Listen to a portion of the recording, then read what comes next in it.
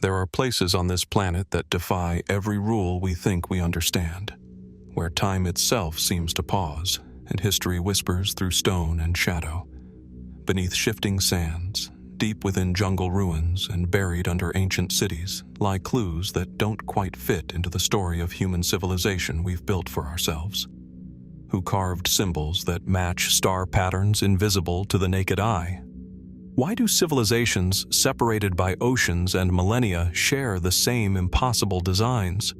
And what secrets hide beneath forgotten temples, whose very foundations seem older than recorded history itself? Archaeologists have unearthed wonders beyond imagination, but also puzzles that science still struggles to explain. Each discovery answers one question, and births a dozen more. These are the mysteries that mock our certainty, the relics that whisper of a past far stranger than we dare to believe. So sit back, relax, and let's dive into the world's most bizarre and unexplained archaeological mysteries, where every stone tells a secret and every discovery rewrites history. In the humid lowlands of southern Costa Rica, where mist curls above emerald jungles and rivers carve their way through dense canopies, a curious sight interrupts the natural rhythm of the land. Scattered across the landscape, sometimes in clusters, sometimes alone, lie massive stone spheres, nearly perfect in their symmetry. Some are no larger than a fist. Others weigh over 15 tons, their surfaces smoothed with astonishing precision.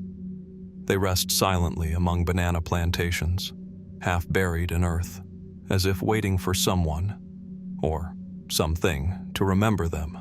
The locals call them Las Bolas. To the people of Costa Rica, they are as much a part of the land as the mountains or the rain. Yet, for archaeologists, these stones pose one of the most enduring enigmas of the ancient world. Who carved them? How were they shaped with such accuracy? And, perhaps most puzzling of all, why? The story of the stone spheres begins in the 1930s, when workers from the United Fruit Company began clearing the jungle in the Diki Delta for banana plantations. As the bulldozers moved through the undergrowth, they struck something hard. At first, the workers thought they had found buried treasure, perhaps golden idols hidden by ancient tribes.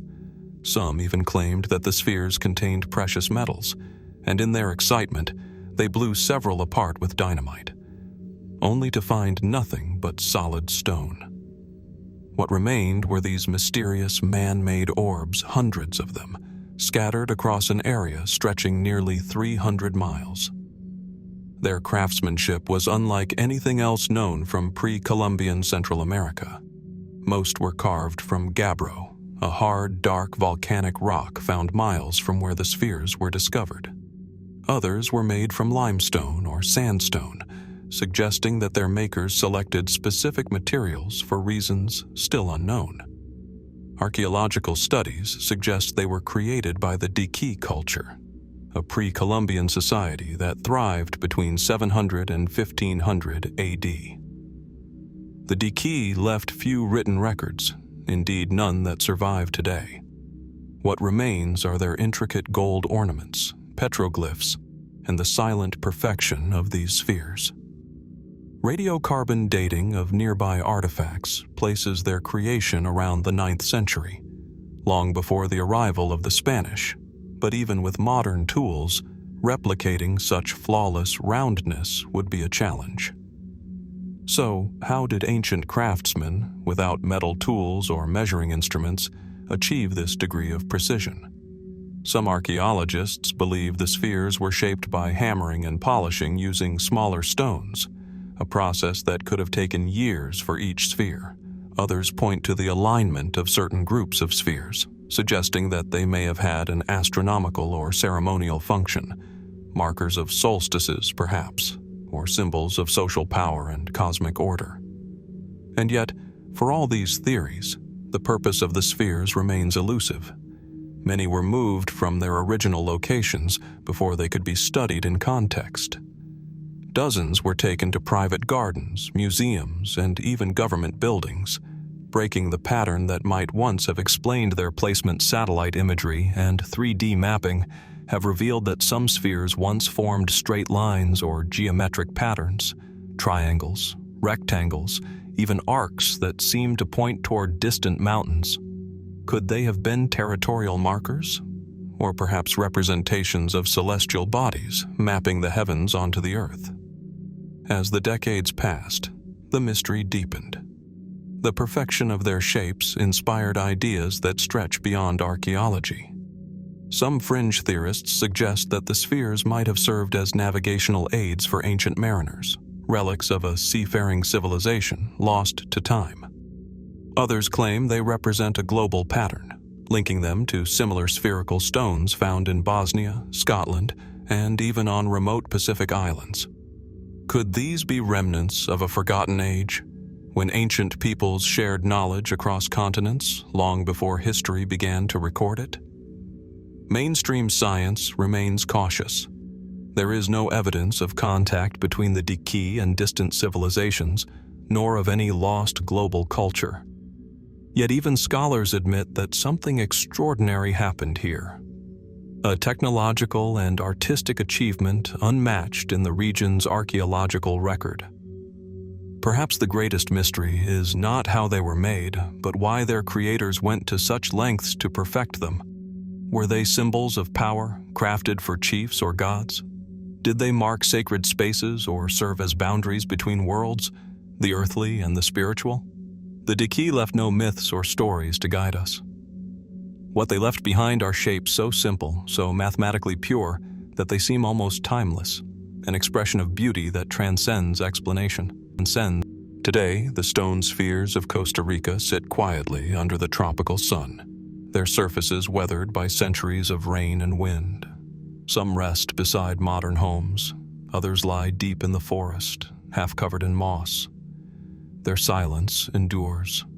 Perhaps they are reminders that human history is far from complete, that beneath every answer lies another question, another layer of the unknown. As archaeologists continue to study these ancient orbs, the spheres remain what they have always been, silent witnesses to a mystery that refuses to be fully understood.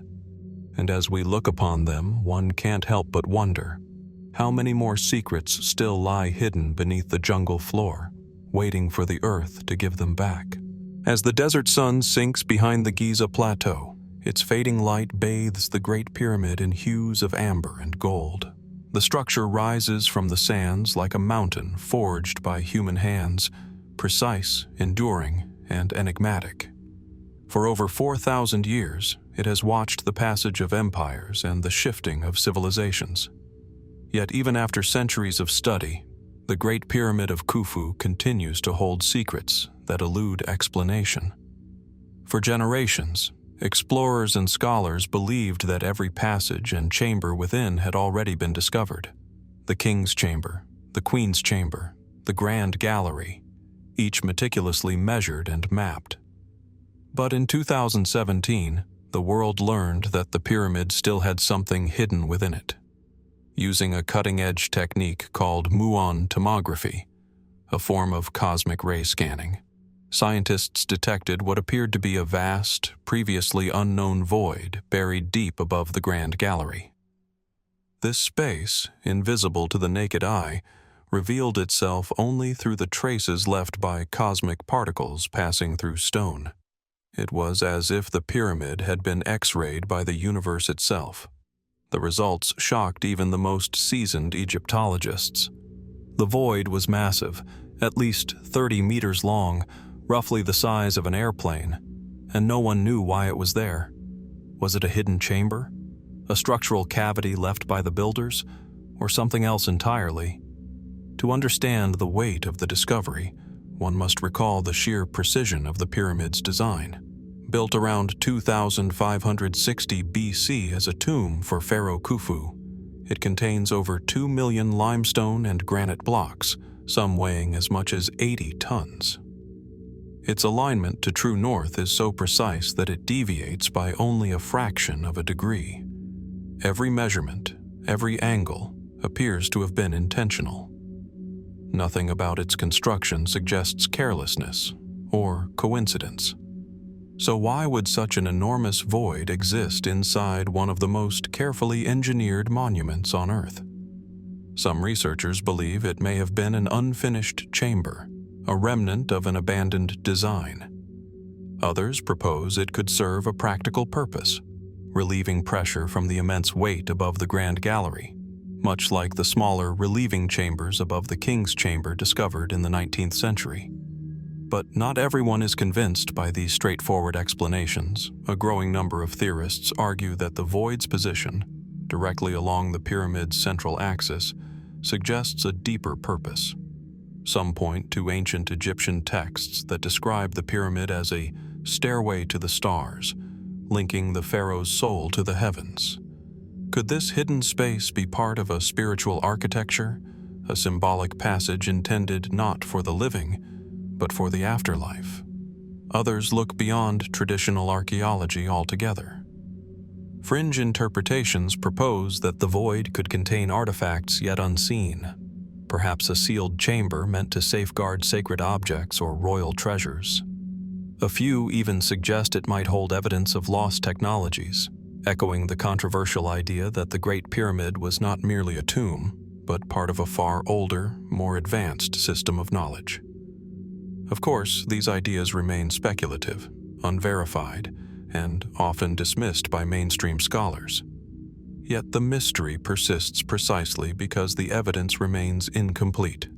Despite years of scanning and analysis, no probe or camera has yet entered the void. Its shape and purpose remain unknown, concealed by thousands of tons of ancient stone. Perhaps the greatest mystery is why it was hidden so well.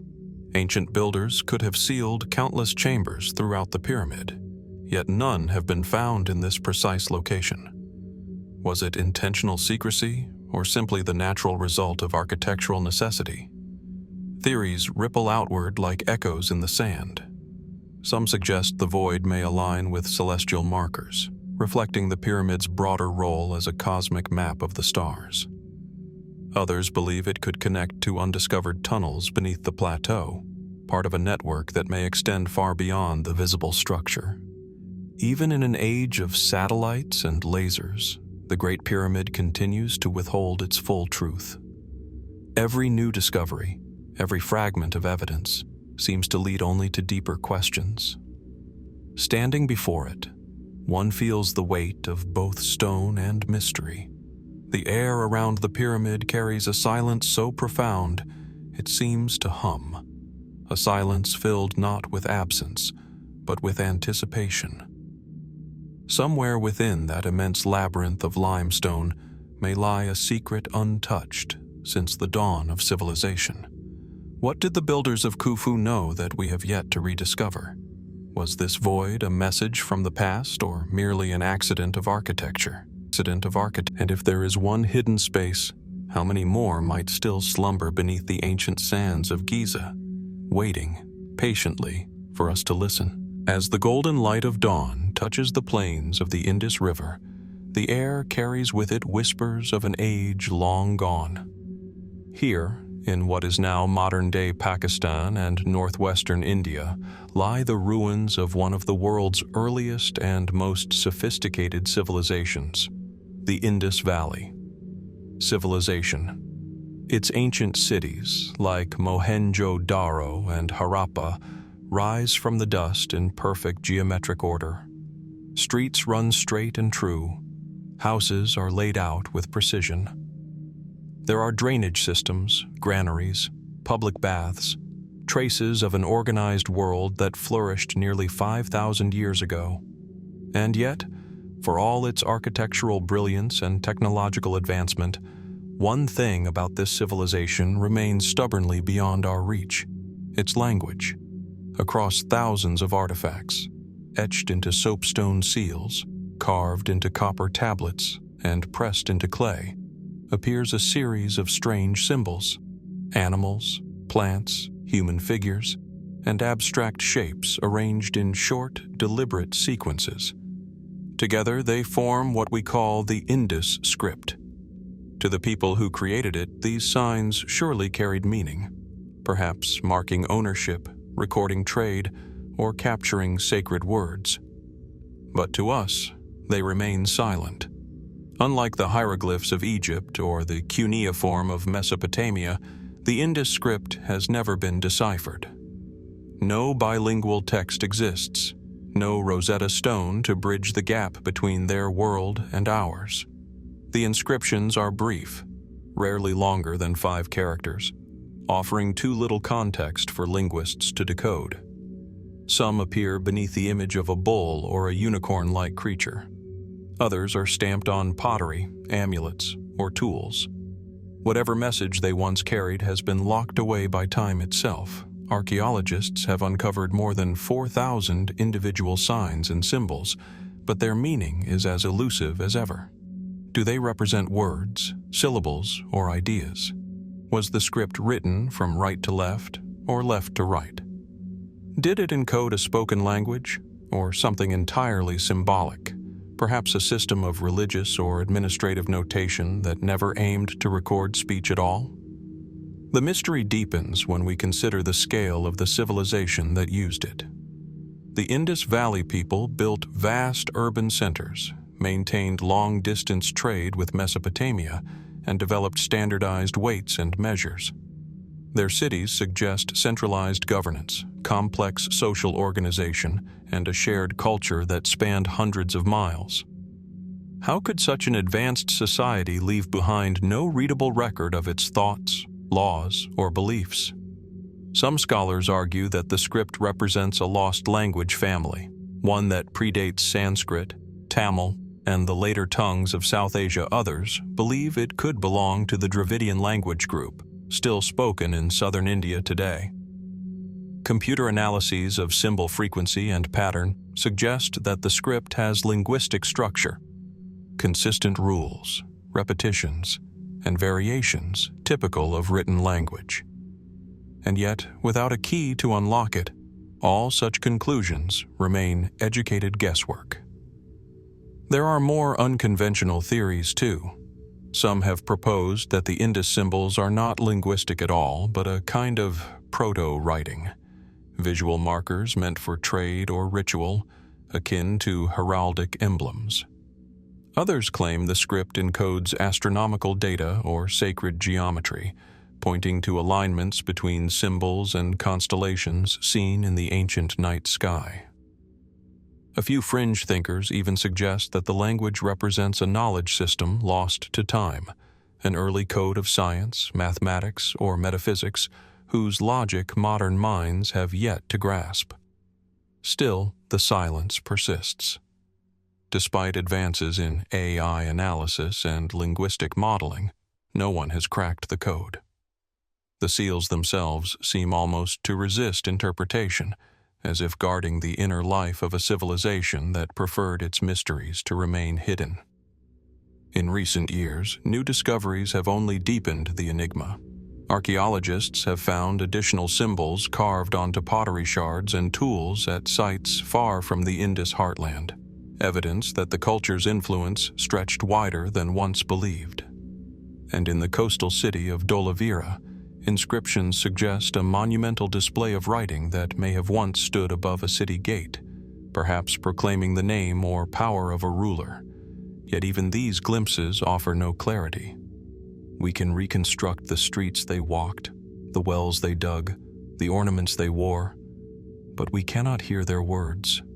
Their thoughts, their songs, their prayers remain sealed in silence. Who were these people who built such ordered cities, only to vanish into obscurity? Why did their language disappear so completely, leaving not even a whisper behind? Was the key to their script lost in a single generation, or was it deliberately hidden, meant only for those who understood its sacred meaning? The answers lie somewhere beneath the dust of millennia, waiting for the right eyes, or perhaps the right mind, to rediscover them. And as we gaze upon the tiny seals, each marked with its silent code, we are reminded of how fragile human memory can be. A civilization can master architecture, governance, and art, and still lose the one thing that binds its identity together: its voice. The script of the Indus Valley remains one of history's most haunting puzzles, a reminder that even in an age of infinite knowledge, there are still stories we cannot read, and truths buried too deep for time to surrender. Deep within the dense, humid jungles of Ecuador, where the thick canopy casts the forest floor into perpetual shadow, lies a hidden entrance that seems to breathe with the pulse of the earth itself. This is the Cueva de los Tallos, a vast and labyrinthine cave system carved over millennia from Jurassic limestone. Its corridors twist and spiral, rising and falling with subterranean rivers, echoing with the drip of water and the distant roar of unseen falls. To those who venture inside, the cave is more than rock. It is a living archive of mystery, a place where time feels suspended, and the secrets of the past linger in silence. For generations, the Shuar people, who have inhabited these lands for centuries, have regarded the cave with reverence. To them, it is a sacred gateway, a place where the physical and spiritual worlds intersect, where the ancestors left traces of knowledge meant to endure beyond human memory. Yet it was not until the 20th century that the wider world caught a glimpse of the cave's enigmatic promise. In 1969, the Hungarian-Argentine explorer Juan Morix claimed to have discovered an extraordinary treasure deep within the cave, a golden library, a collection of metallic plates inscribed with a script that no living scholar could decipher. Moritz described tunnels lined with smooth, metallic surfaces, chambers filled with inscriptions and symbols, and passageways that seemed to extend far beyond the reach of light. According to him, these plates contained knowledge lost to history, perhaps predating known civilizations and suggesting a level of sophistication previously thought impossible in pre-Columbian South America. His claims sparked global fascination, though verification proved elusive. Subsequent expeditions, including one that counted a young Neil Armstrong among its team, struggled to locate the same chambers, reporting mixed results. Some saw metallic surfaces and unusual formations, while others encountered only the cave's natural labyrinth. Geologically, the Cueva de los Tallos is remarkable. The limestone walls, sculpted by water over millions of years, form vast galleries, spiraling tunnels, and chambers high above subterranean rivers. Within this natural framework, however, there are features that suggest deliberate human modification. Hewn steps, smooth platforms, and narrow passageways that appear carefully constructed rather than formed by chance. Were these interventions simply functional or ceremonial, or could they mark the presence of a hidden archive deliberately concealed from the outside world? Archaeologists remain cautious. There is no definitive evidence confirming the existence of metallic plates or a library, and much of Morix's documentation is contested. Skeptics argue that many of the features he described may have been natural formations misinterpreted under the weight of expectation. And yet, the persistence of local legends, coupled with reports from multiple explorers, suggests that something unusual exists within the depths of the cave. The nature of the Golden Library, if it exists, raises even more questions. Who might have created such an archive? Moritz speculated that it could predate known civilizations, possibly representing a culture lost to history. Others propose that the metallic plates could encode astronomical, mathematical, or religious knowledge, preserved in secrecy across millennia. Some fringe theories even suggest connections to distant civilizations or unknown technologies, though these remain speculative and beyond the reach of mainstream verification. What is undeniable is the cave's enduring mystery. Even with modern equipment, including mapping tools and 3D scanning, much of the Cueva de los Tallos remains unexplored. Its dark passages, underground rivers, and steep chambers challenge even experienced speleologists. Explorers describe a sense of awe and disorientation, as if the cave itself resists full comprehension. A vast, silent witness to human curiosity and ambition. Perhaps the most compelling aspect of this mystery is not the physical existence of the library itself, but the questions it evokes. Was the cave intentionally designed to conceal knowledge from all but the initiated? Could the Shuar legends point to chambers still undiscovered, holding artifacts or texts that might rewrite our understanding of ancient South America? Or is the cave's allure a testament to the human desire to uncover hidden truths, a mirror of our own need to connect with what has been lost, Standing at the mouth of the Cueva de los Tallos, it is impossible not to feel the weight of history pressing from the darkness. Here, where natural wonder meets the suggestion of human ingenuity, the line between fact and legend blurs. Each tunnel, each carved step, each echo of dripping water seems to whisper of knowledge just beyond reach.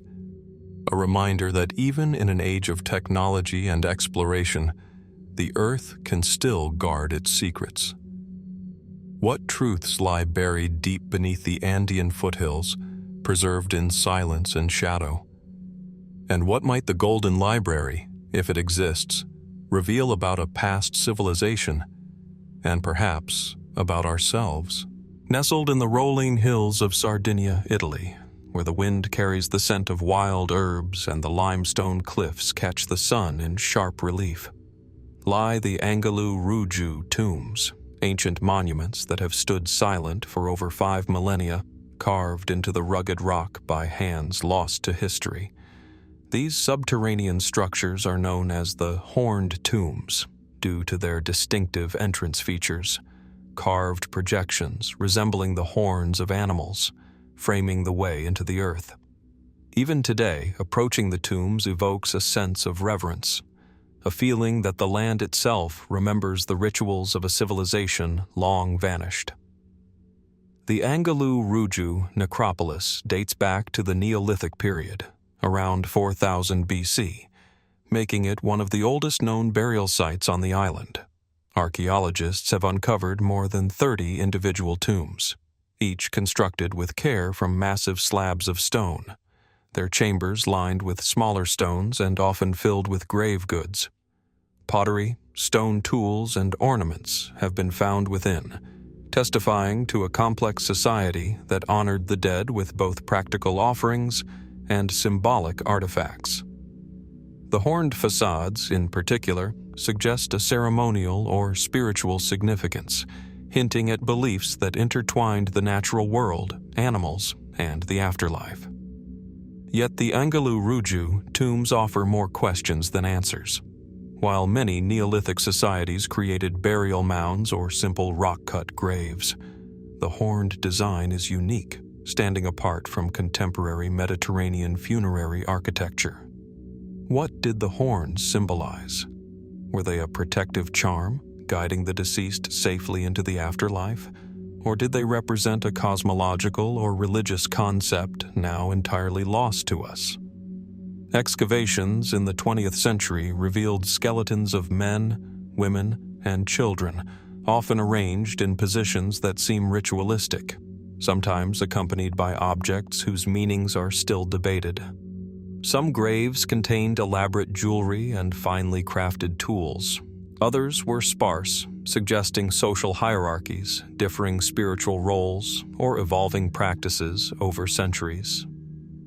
Radiocarbon dating and comparative studies suggest that the necropolis was in continuous use for hundreds of years, allowing multiple generations to leave their mark upon the tomb's chambers. The mysteries deepen when examining the engineering and orientation of the tombs. Many chambers align along precise axes, sometimes pointing toward prominent landscape features or the rising and setting sun at solstices. Could these alignments indicate an early understanding of astronomy or a symbolic connection between the living and the cycles of nature? If so, what knowledge did these early Sardinians possess, and why was it expressed through such enduring stone monuments? Some scholars suggest that the horned tombs were not simply burial sites, but sacred spaces for ritual practice, places where the boundaries between life and death, human and animal, earthly and divine, were deliberately blurred. The horn shapes themselves might have represented fertility, power, or a connection to deities now unrecorded in any surviving texts. Others propose that the tombs served as a form of social memory, preserving the stories, lineage, and beliefs of a community in a tangible, permanent form. Beyond these mainstream interpretations, the Anghelu Ruju tombs have inspired more speculative theories. Some researchers point to their horned facades as evidence of shamanistic practices, imagining ceremonies in which spiritual leaders sought guidance from ancestors or communicated with the forces of nature. Others have suggested that the necropolis encodes knowledge of the natural world, astronomical patterns, cycles of seasons, or even the migratory behavior of animals crucial to Neolithic survival. Yet, no definitive evidence confirms any single theory, leaving the tomb's original purpose tantalizingly out of reach. Walking through the narrow corridors today, one is struck by the silence and the weight of centuries. The air is cool and damp, carrying the faint scent of moss and stone. Each chamber, each carved horn seems to whisper of lives lived millennia ago, of hands that shaped rock and spirits that witnessed the rise and fall of generations. The tombs are at once intimate and monumental, a place where human ingenuity and reverence for the unknown converge. Perhaps the most compelling mystery is not the tomb's construction or age, but the intentions behind them. Why did this culture invest such labor and symbolism into burial, and what truths about their world and beliefs remain unspoken? Could the horned shapes be a universal symbol, linking early humans across continents, or a singular expression of Sardinian spirituality? As we peer into the shadowed chambers of Anghelu Ruju, we are reminded that some secrets persist not because they are hidden, but because they are meant to endure beyond comprehension. What other knowledge, stories, or rituals lie encoded in these stones, waiting silently for those who might interpret them? And how much of our own understanding of human history is still missing, buried beneath the weight of time and the silent horns of forgotten ancestors? Rising from the sun-scorched plains of the Bekaa Valley in modern-day Lebanon, the ancient ruins of Baalbek stand as a monument to human ambition and architectural audacity. Among its most striking features are the enormous megalithic blocks that form the foundations of the Temple of Jupiter, some weighing over 1,000 tons, their sheer scale defying the imagination.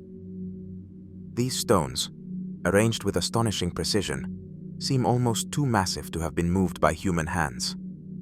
Even today, centuries after their placement, they cast long shadows over the valley, silently challenging our understanding of ancient engineering. The site of Baalbek, known to the Romans as Heliopolis, has a long history, though the origins of the megalithic foundations remain obscure. Scholars date much of the visible architecture to the Roman period, around the 1st century BC to the 3rd century AD, yet the lower terraces, the ones composed of the colossal stones, appear to predate this era. Archaeologists have long debated who quarried, shaped, and transported these blocks, as no definitive records exist. The craftsmanship is staggering. The stones are precisely cut, with edges so straight and surfaces so smooth that they fit together without mortar. The 3 largest stones, collectively known as the trilithon, weigh an estimated 800 to 1,200 tons each, stretching over 19 meters in length. To move and position such immense blocks with the tools and technology traditionally attributed to the region's ancient peoples presents a formidable challenge. Standard theories propose the use of rollers, sledges, ramps, and large workforces. But even then, the logistics seem nearly impossible. How could societies without modern machinery manipulate stones of such magnitude with such accuracy? Some archaeologists argue that the Romans built upon pre-existing foundations, reusing older, monumental blocks laid by an earlier civilization. If true, this would suggest that Baalbek's site has been significant for far longer than the written record indicates, possibly as far back as the 3rd millennium BC or earlier. Yet evidence of these predecessors is sparse, and the techniques used to quarry and transport the stones remain uncertain. Speculative interpretations add another layer of intrigue. Some theorists propose that Baalbek may have been a ceremonial or sacred site for a culture whose technological abilities exceeded what we traditionally attribute to Neolithic or Bronze Age societies. Could the alignment and size of the stones have had astronomical or ritual significance, intended to reflect the heavens or embody cosmic order? The precision with which the stones are placed, especially in the lower terraces, lends itself to questions about knowledge of geometry, physics, or engineering that may have been lost to history. Other observers suggest even more extraordinary possibilities. Could the enormous scale of the stones indicate the presence of a forgotten technique or tool, perhaps lost over millennia? Some fringe theories venture that Baalbek's foundations are relics of a civilization predating known history, a society capable of moving massive monoliths with methods now unknown to us. While such ideas remain outside mainstream archaeology, they underscore the profound sense of mystery that surrounds the site. The surrounding landscape contributes to the aura of enigma. Baalbek sits in a fertile valley, flanked by the Anti-Lebanon Mountains, a location that would have been strategically significant in both prehistoric and classical times. The combination of geography, monumental architecture, and the sheer scale of the megaliths suggests a site of immense importance, one whose meaning and purpose may never be fully understood. Standing before the Trilithon today, one cannot help but feel the weight, not just of the stones themselves, but of the centuries of labor, knowledge, and ambition embedded in them. Each block is a testament to human ingenuity, yet it also serves as a silent challenge, asking how it was possible. How did ancient peoples measure, cut, and place these stones with such precision? What drove them to invest so much effort into structures whose scale seems almost otherworldly? Baalbek reminds us that history is not always neatly recorded in texts or inscriptions. Sometimes it is etched directly into the earth, in stone that resists easy explanation. The megalithic foundations invite reflection on the limits of human achievement, the mysteries of ancient technology, and the civilizations that may have risen and disappeared before the dawn of recorded history. And as the sun dips behind the mountains, casting long shadows across the colossal blocks, one is left with a profound sense of wonder. How much knowledge has been lost to time, buried beneath the earth and obscured by legend? What other secrets remain hidden, waiting for the curiosity and courage of future generations to uncover them? Beneath the blazing Egyptian sun, where the Nile wends its way through fertile delta plains, the city of Alexandria once gleamed as the jewel of the ancient world. Palaces, temples, and harbors lined the coast, reflecting the ambition and grandeur of the Ptolemaic dynasty. It was here, amidst this splendor, that Cleopatra VII, the last pharaoh of Egypt, ruled with intellect, charisma, and determination, leaving a legacy that has captivated historians for centuries. Yet, for all her fame, one enduring mystery persists. The final resting place of Cleopatra and her companion, Mark Antony, remains undiscovered, lost somewhere beneath the sands and waters of antiquity. Historical records tell us that Cleopatra and Antony died in 30 BC, following the defeat of their forces by Octavian. Ancient writers describe their deaths and suggest that Cleopatra was entombed with Antony in a grand mausoleum, a monument befitting a queen whose life intertwined with both power and legend. But despite numerous excavations in Alexandria and its surrounding regions, no trace of this tomb has been found. Archaeologists have combed through ruins, submerged harbors, and remnants of the ancient city, yet the queen's final sanctuary remains elusive, hidden beneath layers of sediment, human construction, or perhaps even the shifting course of the Nile. Excavations in recent decades have revealed fragments of monumental architecture, tombs of nobles and remnants of temples dating to Cleopatra's era. Coins, inscriptions, and statues attest to her influence, but none point definitively to her burial site. Scholars debate whether her tomb lies in the royal district of Alexandria, now partially submerged beneath the Mediterranean, or elsewhere, perhaps along the ancient coast, swallowed by centuries of urban development. The idea that her tomb could be underwater is tantalizing. Imagine entire sections of the ancient city preserved beneath silt and sea, waiting to reveal their secrets. Speculation only deepens when considering historical accounts that hint at grandeur beyond the ordinary. Ancient writers, including Plutarch, described Cleopatra's mausoleum as a monument of unparalleled magnificence, possibly decorated with gold, jewels, and elaborate sculptures. If such treasures existed, were they looted over the centuries, or could remnants still lie within the lost chamber, preserved against time? Some researchers suggest that the tomb may have been deliberately concealed, either by the queen herself or by loyal followers, to protect her remains from Roman desecration. In recent years, archaeological teams have turned to modern technology, using ground-penetrating radar, sonar mapping, and remote sensing in hopes of uncovering the elusive site. Surveys of Alexandria's western harbor, where parts of the ancient city now lie underwater, have revealed ruins of temples and palatial structures from Cleopatra's time. Could her tomb be among these submerged ruins, preserved beneath layers of sand and mud? Some researchers point to inscriptions that may hint at royal burial grounds, yet none offer conclusive evidence. Fringe theories abound, fueled by both hope and imagination. Some suggest the tomb lies outside Alexandria entirely, hidden in the desert, protected by a labyrinth of passageways designed to safeguard the queen's legacy. Others propose connections to lost libraries or secret cults, hinting that Cleopatra's final resting place may hold artifacts or texts revealing knowledge deliberately kept from posterity. While these ideas are speculative, they underscore the profound allure of a figure whose life and death remain enshrouded in legend. Yet the mystery of Cleopatra's tomb is not only about location. It is about what her final resting place represents.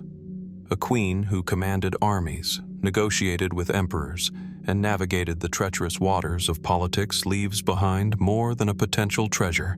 It is a symbol of history's fragility. Even in an era when Alexandria flourished as a hub of knowledge and culture, the very memory of her burial site could vanish under time, tides, and human intervention. As archaeologists continue to search, combing ruins and scanning underwater landscapes, the silence of the tomb remains intact. Perhaps the Nile itself has carried fragments of the city and the queen's resting place into obscurity. Perhaps urban expansion has buried it beneath modern streets. Or perhaps it waits, untouched and secret, preserving Cleopatra's story in ways we cannot yet comprehend. Standing amidst the ruins of ancient Alexandria, one cannot help but sense the weight of centuries pressing from beneath the earth. The city is a palimpsest of human ambition, power, and loss. A place where history has been written and erased countless times. Cleopatra's tomb may lie just beyond reach, hidden in shadow, water, or stone. And so the question endures. Where does the last pharaoh of Egypt truly rest? What treasures, inscriptions, or secrets accompany her in that unknown chamber? And what might we learn about her world, and our own, once her tomb is finally revealed? Off the rocky shores of a small Greek island, where the waves of the Aegean crash against hidden reefs, a shipwreck lay undisturbed for centuries, swallowed slowly by the sea. In 1901, sponge divers exploring the waters near Antikythera stumbled upon fragments of this ancient vessel, bringing to the surface not only bronze statues and pottery, but an object unlike any other, a corroded, gear-filled mechanism whose complexity would confound historians and engineers alike. This is the Antikythera Mechanism, a device so advanced for its time that it has been called the world's first analog computer. Recovered in pieces, the mechanism is small enough to hold in one hand, yet intricate enough to display a remarkable mastery of astronomy and mathematics.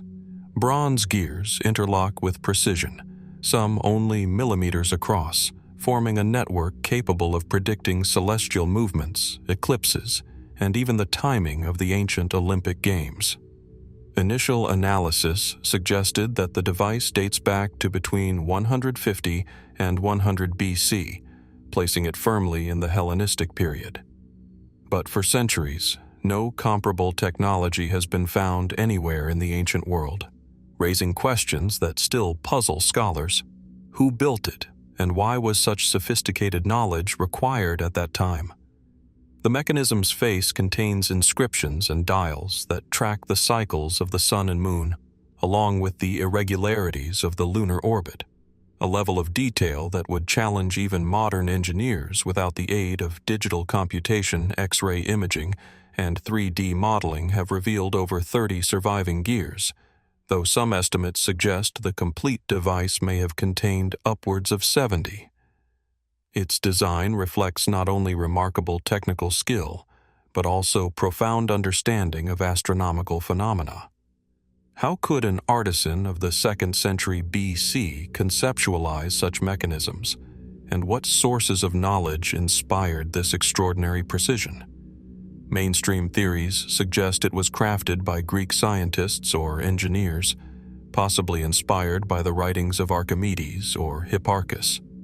Some propose that the mechanism was a teaching tool, a model to explain celestial motions to students or royal patrons. Others speculate that it served navigational purposes or even a calendrical function for religious and civic life. Yet despite extensive study, no explicit records describe its creation or intended use. The shipwreck itself offers tantalizing hints. It carried elite cargo, suggesting the mechanism was a prized possession, transported carefully as if its knowledge were too valuable or too dangerous to be left behind. The mystery deepens when considering the technological gap it represents. Nothing of comparable complexity appears again in Europe for over a millennium. Mechanical clocks, astronomical calculators, and geared devices only re-emerge in the medieval period. How did a civilization capable of such advanced engineering lose this knowledge?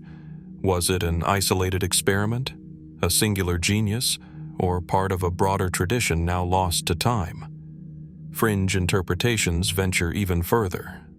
Some speculate that the Antikythera Mechanism may reflect knowledge obtained from civilizations predating classical Greece, perhaps drawing on older, forgotten schools of science or mathematics.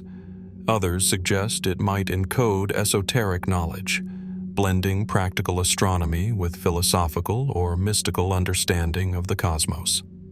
While these ideas remain speculative, they underscore the profound enigma of an object whose sophistication seems centuries ahead of its time.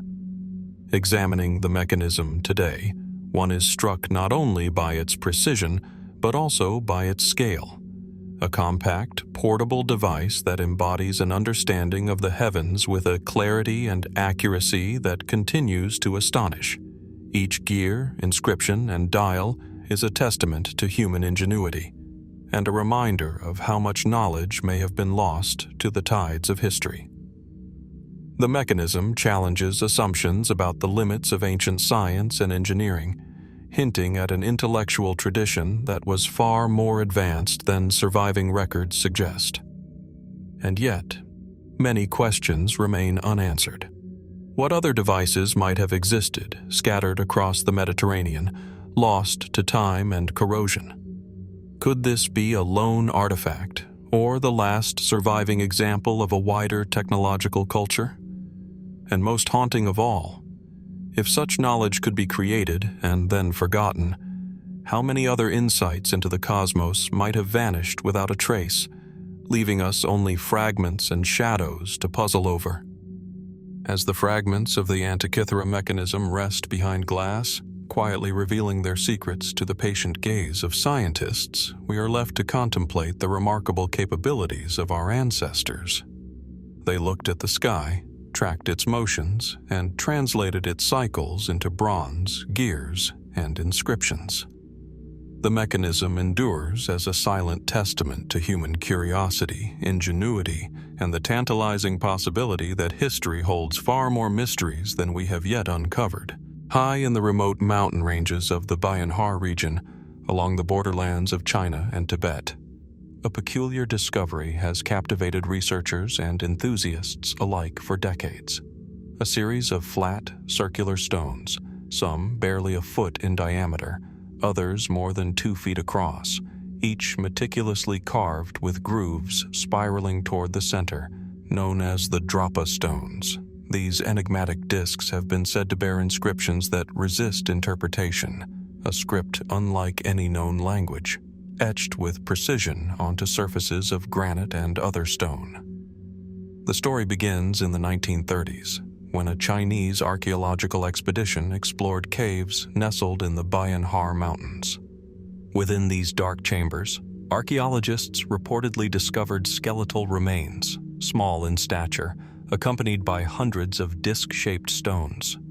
Each stone, roughly a centimeter thick, contained tiny grooves forming patterns that suggested deliberate encoding, a language, a record, or perhaps a map of ideas now lost to human understanding. What could these objects represent? Were they ritualistic artifacts, tools, or records of knowledge preserved by a civilization unknown to history? Mainstream sources provide only tantalizing fragments. The skeletal remains were described as unusual, smaller and slimmer than typical human proportions, but whether they represent a distinct population, a local variation, or something entirely different remains unresolved. Likewise, the stones themselves defy easy categorization. The inscriptions are shallow and precise, forming patterns that appear too deliberate to be mere decoration.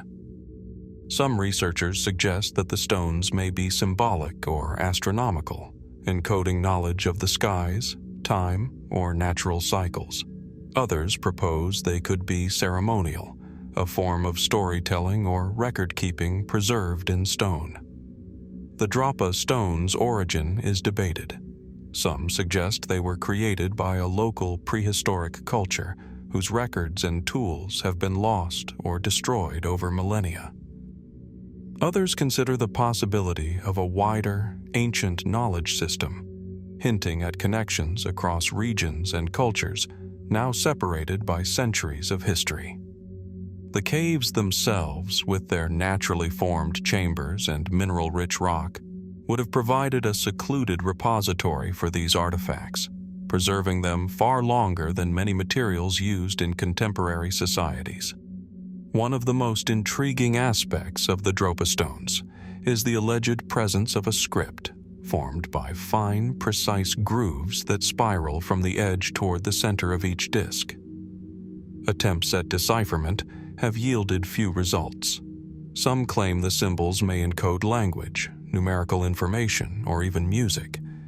Others propose that the markings represent astronomical data, alignments of stars, planetary cycles, or other celestial phenomena. Despite the lack of consensus, all agree that the inscriptions suggest a deliberate attempt to preserve information, an organized effort whose purpose remains tantalizingly beyond our grasp. Speculative theories abound, adding a layer of fascination and controversy. Some propose that the Dropa Stones indicate contact with extraterrestrial beings, a hypothesis based on the combination of unusual skeletal remains and the stone's apparent technological sophistication. Others suggest they may be evidence of an unknown civilization that flourished in isolation, developing complex systems of record-keeping without leaving other traces in the archaeological record. While these interpretations remain outside mainstream archaeology, they underscore the profound sense of mystery that surrounds the stones. Even among researchers who focus on more conventional explanations, the Dropa Stones challenge our assumptions about prehistoric societies. If they are indeed tools of communication, ritual, or observation, what knowledge did their creators possess? And why was it necessary to carve it into stone in such a meticulous, enduring way? The caves of Bayan Har, remote and difficult to access, may have been chosen precisely to protect this knowledge, allowing it to survive where other records would have decayed or disappeared entirely. Standing before the Dropa Stones, whether in photographs, museum displays, or accounts from explorers, one is struck by their quiet persistence. They are small, unassuming objects, yet their grooves suggest an intelligence and intent that span beyond the ordinary. Each disc seems to beckon the observer, inviting inquiry into a world that no longer exists, challenging us to imagine the hands that carved them and the minds that conceived their design. And yet, the Dropa Stones remain largely inaccessible to modern scientific scrutiny. Reports of their discovery are sporadic, and few stones have been preserved in verified collections. Much of what is known is filtered through secondhand accounts, photographs, and anecdotal evidence. This uncertainty only deepens the sense of wonder. Perhaps the stones guard their secrets intentionally, or perhaps they are simply relics of a civilization whose story has been swallowed by time.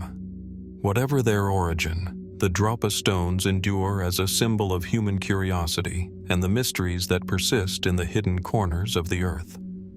Are they remnants of a forgotten people, cosmic records, or messages from beyond our world?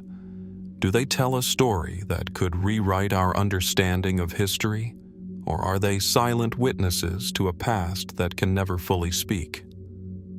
As we gaze upon the spiraled grooves, tracing their patterns with the mind's eye, we are reminded that some knowledge remains tantalizingly out of reach, waiting patiently for the moment when someone might finally unlock the secrets preserved in stone. What truths lie encoded in these ancient discs, and how much of the past remains hidden, even now, just beyond our perception?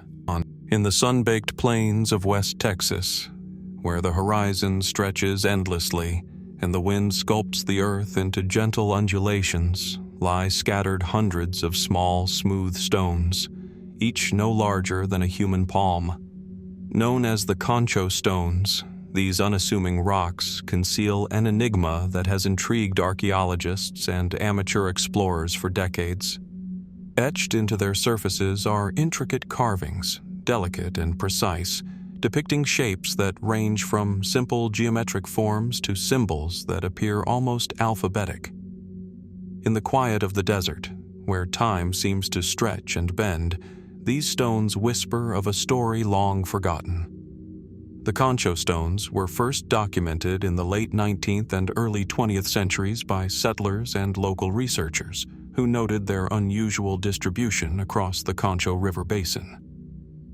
The carvings, composed of concentric circles, spirals, and straight lines, were clearly intentional, suggesting a symbolic or communicative purpose. Unlike petroglyphs found on rock faces, the Concho Stones are portable, leaving open questions about how and why they were arranged, transported, or used. Could they have served as markers, tools, or objects of ritual significance? Radiocarbon dating and stratigraphic analysis are difficult due to the nature of the stones themselves, but contextual evidence places their creation potentially as far back as 1200 BC, though some argue for a later origin closer to the historic period. The people responsible for these carvings remain unknown, leaving a tantalizing void in the archaeological record. Their culture, their language, and their beliefs are left unspoken, preserved only in the cryptic designs etched into smooth gray rock. Mainstream interpretations suggest that the carvings may represent maps, calendrical records, or mnemonic devices. Perhaps the concentric circles denote settlements, water sources, or celestial observations. Some scholars have proposed that the symbols served a ritualistic function, guiding ceremonies or encoding mythological knowledge. Yet no definitive key exists to unlock the meaning, and no written records have survived to illuminate the intentions behind these mysterious carvings. The precision of the carvings adds to the intrigue. Each line and groove appears intentional, often aligned with others to form patterns that suggest careful planning. How did these ancient artisans achieve such detail without leaving other traces of a complex culture? The effort required to produce hundreds of stones across the region indicates a degree of organization and continuity, suggesting that their creation was not random, but part of a deliberate and sustained practice. Speculative theories abound. Some suggest that the carvings are remnants of a lost language, possibly one that predates other known writing systems in the Americas. Others propose astronomical connections, hypothesizing that the shapes track the movement of stars, the cycles of the moon, or seasonal changes important for agriculture and survival. A few fringe interpretations even posit contact with distant civilizations, arguing that the carvings reveal knowledge or symbols that are anomalously sophisticated for the region and era. While such theories remain unverified, they underscore the enduring fascination these stones inspire. The Concho stone's distribution raises further questions. Many are found in alignment with river paths, on hills, or near ancient habitation sites, suggesting intentional placement. Did they function as a network, guiding movement across the landscape or preserving collective memory? Or were they objects to be handled individually, perhaps in teaching, ritual, or storytelling? Each arrangement hints at knowledge or beliefs that modern observers can only guess at. Despite ongoing research, much about the Concho stones remains inaccessible. Their subtlety allows them to blend into the desert environment, easily overlooked and vulnerable to natural erosion. Excavations have been sporadic, often limited by geography, climate, and resource constraints. This scarcity of systematic study only deepens the sense of mystery as each stone becomes a fragment of a story that may never be fully reconstructed. Standing in the arid expanse, holding one of the smooth engraved stones, one is struck by a sense of intimacy with the past. The grooves feel deliberate, purposeful, an echo of hands and minds long vanished, and yet the silence of the desert around them amplifies their mystery. Who carved these symbols and why? What knowledge, belief, or message have they carried through centuries of wind, dust, and sun? The Concho stones remind us that history is not always monumental or easily recorded. Sometimes it survives in subtle traces, in small objects that resist easy interpretation, inviting contemplation and careful study. They ask us to imagine the people who made them, to wonder about the landscapes they inhabited, and to reflect on the knowledge that may still lie hidden, waiting to be rediscovered. And so the question endures: what secrets do the Concho stones preserve, silently etched in stone, and how much of the story of those who created them remains buried beneath the sands of time, unseen but not entirely lost? Across the rolling landscapes of what is now modern France, where rivers carve deep valleys through fields and forests, archaeologists have uncovered a curious and haunting practice from the distant past: the seated burials of Gaul. Unlike the more familiar supine graves of ancient Europe, many individuals in certain Gallic regions were interred sitting upright, their knees drawn close, their hands often resting upon their laps or holding small objects. The earth itself seems to cradle them, creating an intimate, almost contemplative pose, as if the dead remain engaged with the world around them, even in death. These burials, dating primarily from the late Iron Age, between 500 BC and the Roman conquest, have been found in clusters, suggesting deliberate planning and social significance. Archaeological teams have documented numerous sites across central and northern Gaul where seated interments are accompanied by grave goods, ceramic vessels, tools, ornaments, and occasionally weapons. Yet the reasoning behind this posture remains elusive. Was it a symbolic act, reflecting beliefs about the afterlife, social hierarchy, or the soul's journey? Or might it have practical roots tied to local soil conditions, funerary traditions, or ritual observances now lost to memory? One striking feature of these burials is their consistency. Across different sites and centuries, the seated position appears repeatedly, carefully executed and often with attention to alignment within the cemetery. Some graves are oriented toward prominent natural features, rivers, hills, or celestial alignments, raising questions about the potential astronomical or spiritual awareness of these communities. How did the Gauls conceive of the relationship between body, earth, and cosmos in death?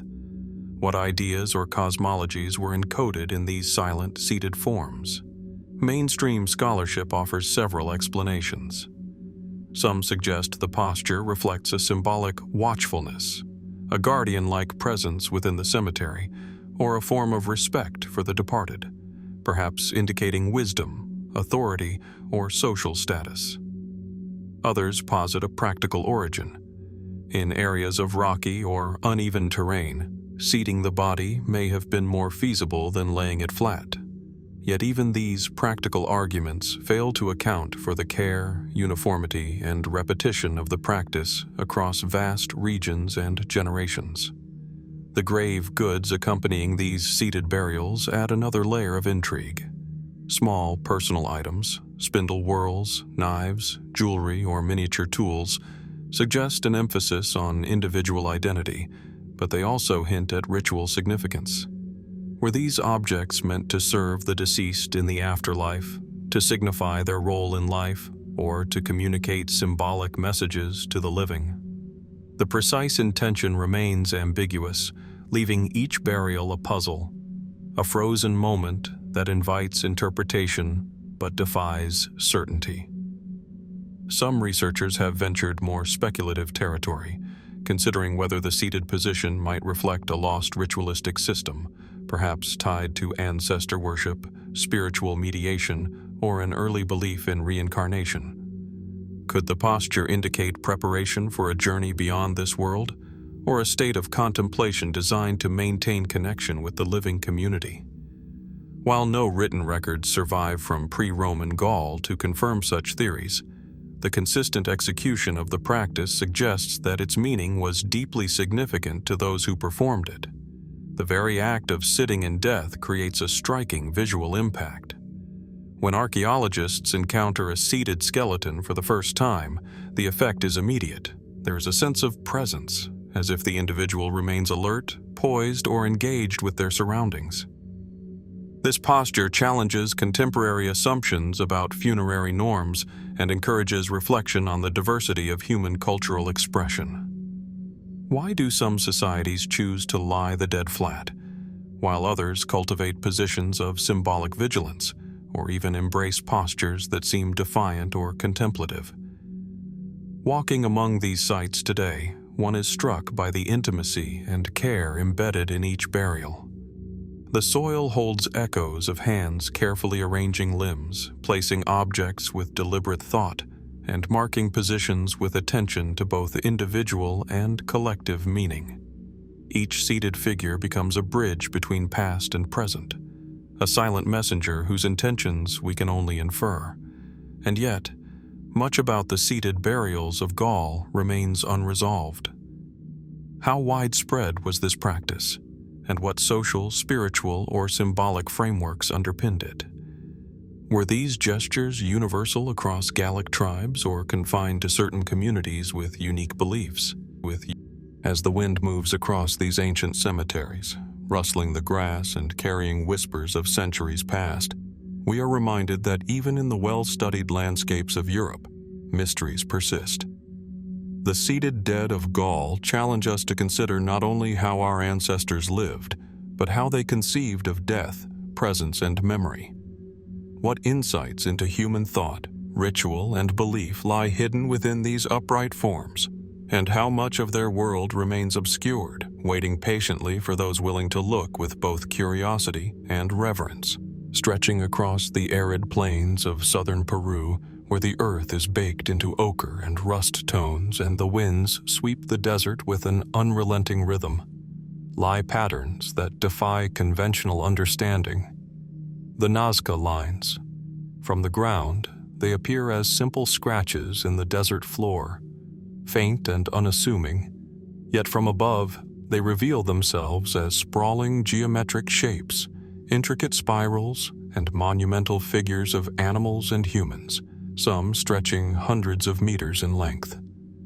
These enigmatic designs, etched into the earth centuries ago, evoke a sense of awe and raise questions that continue to puzzle scientists, archaeologists, and explorers alike.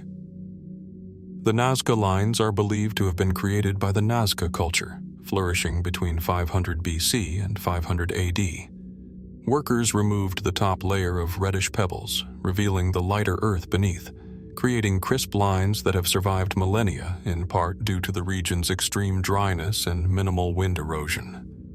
Among the most famous depictions are stylized representations of a hummingbird, a monkey, a spider, and even human-like figures, each formed with astonishing precision and scale. The craftsmanship suggests careful planning, yet no contemporary evidence indicates the purpose of these enormous creations. Were they symbolic, ritualistic, or practical in nature?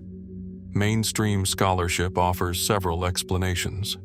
Many researchers believe the lines had ceremonial or religious significance, possibly related to water, fertility, or astronomical observation. Some lines may have served as pathways, guiding processions or marking sacred routes.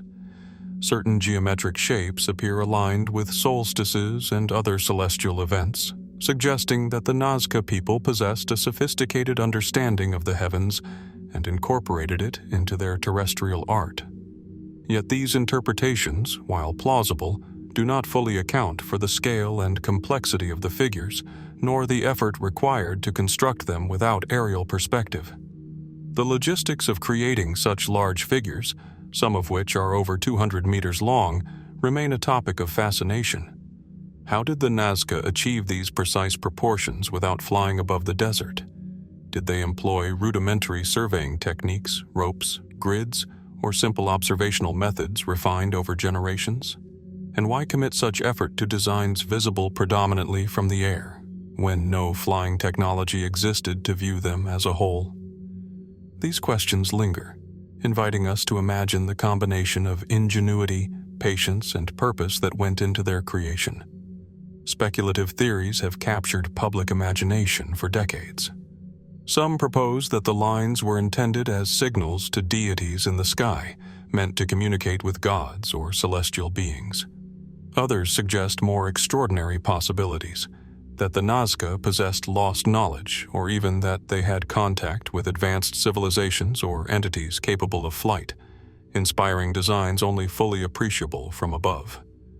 While such ideas are highly debated and remain outside mainstream scholarship, they underscore the profound mystery and enduring fascination surrounding these monumental earthworks. The Nazca Lines also present an unresolved puzzle regarding preservation. The lines' survival over centuries is remarkable. Even the slightest erosion could have obscured their forms long ago. This preservation suggests careful placement, possibly ongoing maintenance by the Nazca culture, and a deep respect for the line's significance. What rituals, societal practices, or beliefs might have accompanied their creation and upkeep? Were these lines revered in daily life, or did they serve a purpose that only certain members of society understood? Walking among the desert ridges today, one cannot help but feel a sense of intimacy with the ancient creators. The lines stretch outward, both simple and impossibly vast, inviting reflection on the connection between human ingenuity, landscape, and meaning. Each figure, spiral, or geometric shape is both deliberate and mysterious, bridging the mundane and the monumental, the earthly and the cosmic. And yet, despite decades of study, the Nazca Lines retain their power to confound and inspire. Why did the Nazca culture devote so much labor to designs that remain largely indecipherable to us? What knowledge, symbolism, or spiritual intention might they contain, hidden in plain sight across the desert floor? Could other undiscovered figures lie buried beneath layers of sand, waiting to reveal themselves? As the sun sets over the Nazca Desert, casting long shadows across these enormous formations, we are reminded that some human creations are meant to transcend their own time.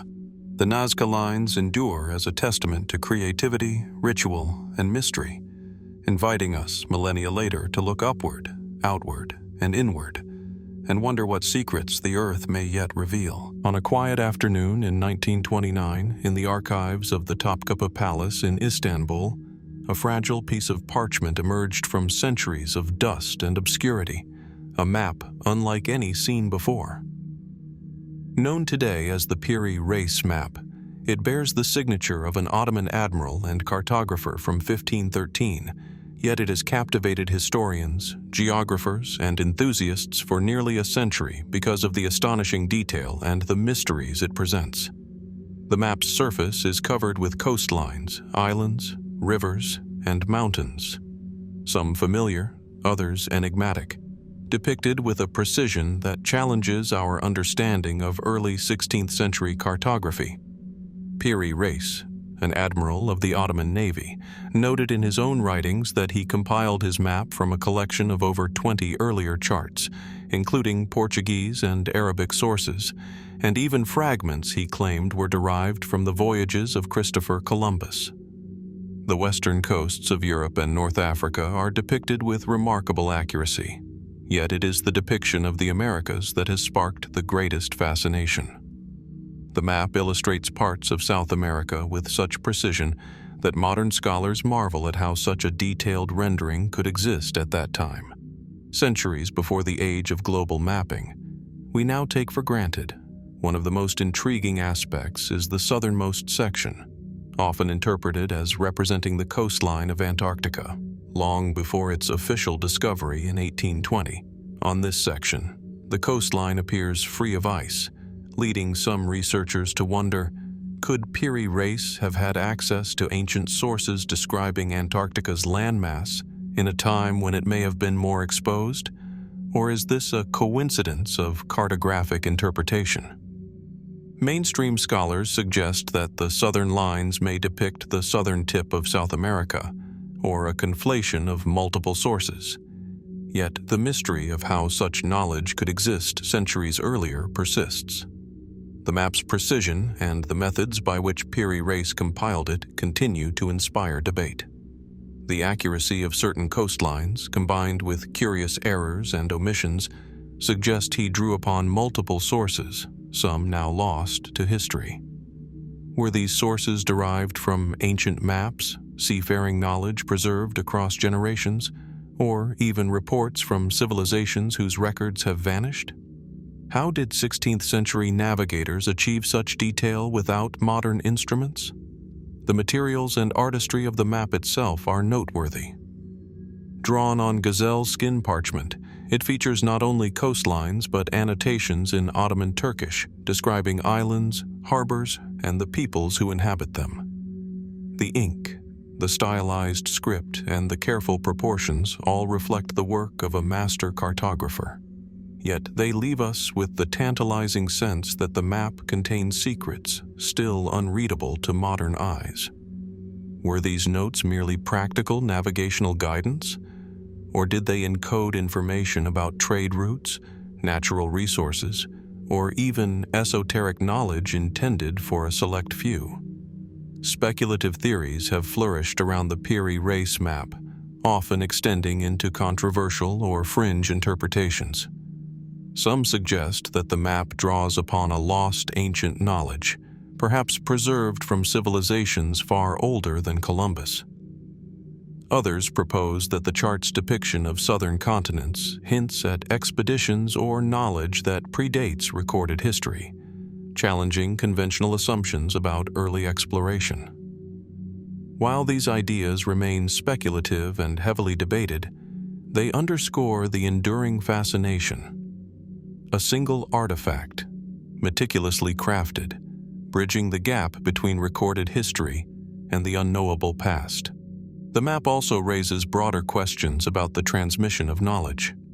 How many sources from earlier civilizations have been lost, leaving us with fragments, such as the Piri Reis Map? Could other maps, ships' logs, or navigational charts exist, waiting to be rediscovered, containing details of lands, seas, and peoples now forgotten? Piri Reis himself claimed to rely upon sources dating back centuries, hinting at a network of maritime knowledge stretching across the Mediterranean, the Atlantic, and perhaps beyond. Looking at the map today, one is struck by its duality. It is both familiar and alien, a careful representation of known geography intertwined with anomalies that defy simple explanation. The map invites contemplation of human ingenuity, curiosity, and the mysterious ways knowledge is preserved and transmitted.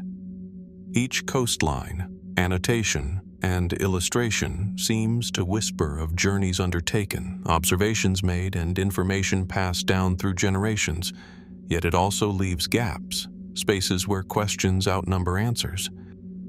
And so, as the parchment rests in the archives, its fragile surface a testament to centuries of maritime history, we are left to wonder, who were the true sources behind the knowledge Piri Reis recorded? What ancient observations, lost voyages, or hidden records contributed to this remarkable map? And what other secrets of the world, perhaps just as detailed and elusive, remain hidden, waiting for discovery? The Piri Reis Map endures not merely as a historical artifact, but as a bridge between the known and the unknown, a reminder that even in an age we believe well documented, mysteries can persist, quietly challenging our understanding of history, exploration, and the reach of human knowledge. Buried within the sands of modern-day Iraq, near the ancient city of Baghdad, an unassuming clay jar has captivated researchers and enthusiasts for decades. Known as the Baghdad Battery, this small artifact, standing barely 6 inches tall, appears ordinary at first glance. A clay cylinder sealed at one end, containing a rolled copper sheet and an iron rod suspended in the center. Yet its simplicity belies a mystery that challenges our understanding of ancient technology, leaving us to ponder. Could civilizations more than 2,000 years ago have harnessed electricity in ways we still struggle to comprehend? The jars were first uncovered in the 1930s during archaeological excavations near the village of Kujut Rabu, dating roughly to the Parthian period, around 250 BC to 250 AD. The initial discovery seemed mundane, a set of clay vessels among the debris of ordinary life, but closer examination revealed a striking design. Each jar held a cylindrical copper scroll encasing an iron rod insulated from the copper by bitumen, a natural tar-like substance. When filled with an acidic liquid, such as vinegar or citrus juice, the assembly produced an electrical current, measured even by modern standards. Was this an accidental byproduct of clever construction, or the deliberate creation of a functional device? Mainstream archaeological interpretations have generally been cautious. Many scholars suggest that the jars were ritualistic or storage containers, with their electrical potential a coincidental property rather than an intended function. After all, no written records explicitly describe electricity in the ancient Near East, and the Parthians are not known for producing devices with measurable current. Yet experiments replicating the jars demonstrate that they could generate small amounts of electricity, enough to electroplate metals or produce minor chemical reactions, raising the possibility that the ancients understood, at least empirically, the effects of electric current. The implications are tantalizing. If the Baghdad Battery was indeed functional, it suggests a level of technological sophistication previously unimagined for the Parthian era. Could artisans and engineers have developed a practical knowledge of electrochemical reactions without the theoretical framework we now take for granted? What purposes might such a device have served? Some suggest that it could have been used for gilding objects in gold, etching patterns into metals, or for medicinal or ritual applications, though no evidence has been found to confirm these hypotheses. Speculative interpretations have flourished alongside mainstream scholarship, feeding both imagination and controversy. Some propose that the jars represent lost knowledge of electricity, long before the work of Volta and Galvani in the 18th and 19th centuries. Others venture further, suggesting the devices could have been components of batteries used for unknown technological or ceremonial applications, hinting at advanced experimentation in chemistry or energy manipulation. While these ideas remain speculative and unverified, they underscore the enigmatic nature of the artifact, a small object with a potential far beyond what we would expect from its era. The design of the jars themselves is striking in its elegance. The careful separation of copper and iron, insulated by bitumen, indicates intentional construction rather than accidental coincidence. Could the Parthians have observed natural phenomena, such as static electricity or electroplating in ores, and sought to replicate it? Or was this an isolated innovation, a fleeting glimpse of technological insight that failed to propagate across civilizations?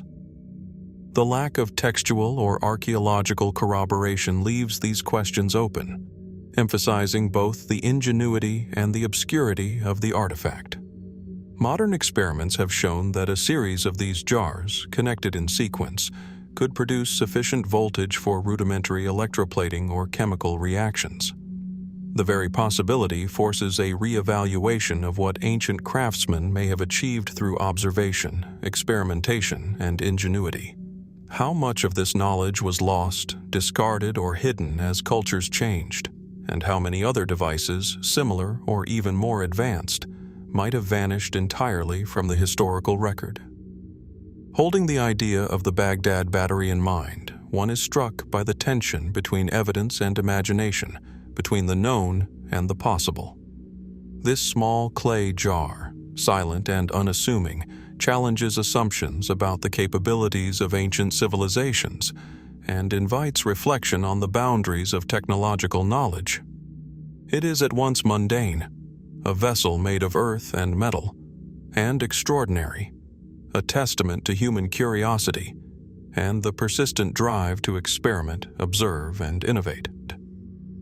And yet, despite decades of study, the question endures: was the Baghdad Battery a purposeful device, an intentional harnessing of electrical energy, or merely a coincidental artifact, its secrets unrecorded and obscured by time? What knowledge might have been encoded in the practices of Parthian artisans, lost as dynasties fell and societies transformed? The Baghdad Battery remains a quiet enigma, a reminder that history often conceals as much as it reveals.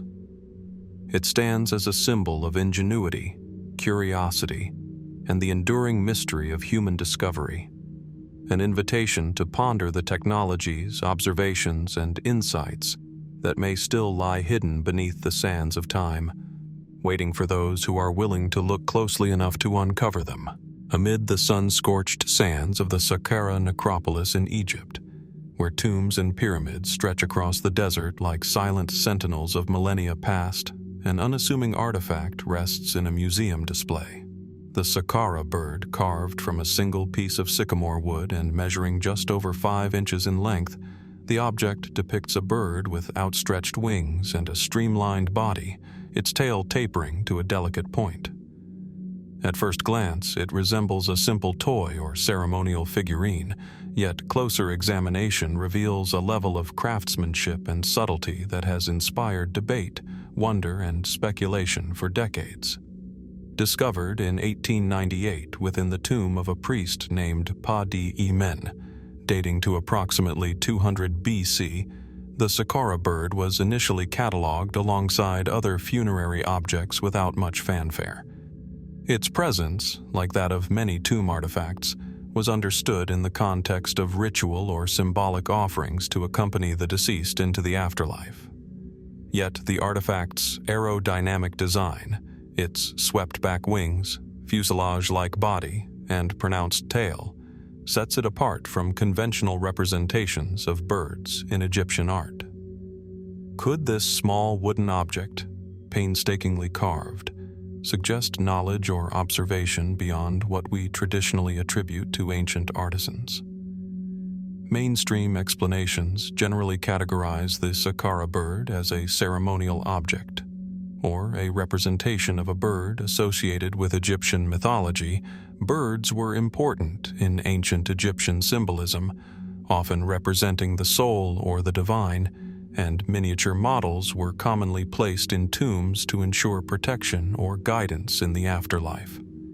Yet these interpretations do not fully account for the bird's unusual form, which some argue mirrors the aerodynamic profile of a modern glider or aircraft.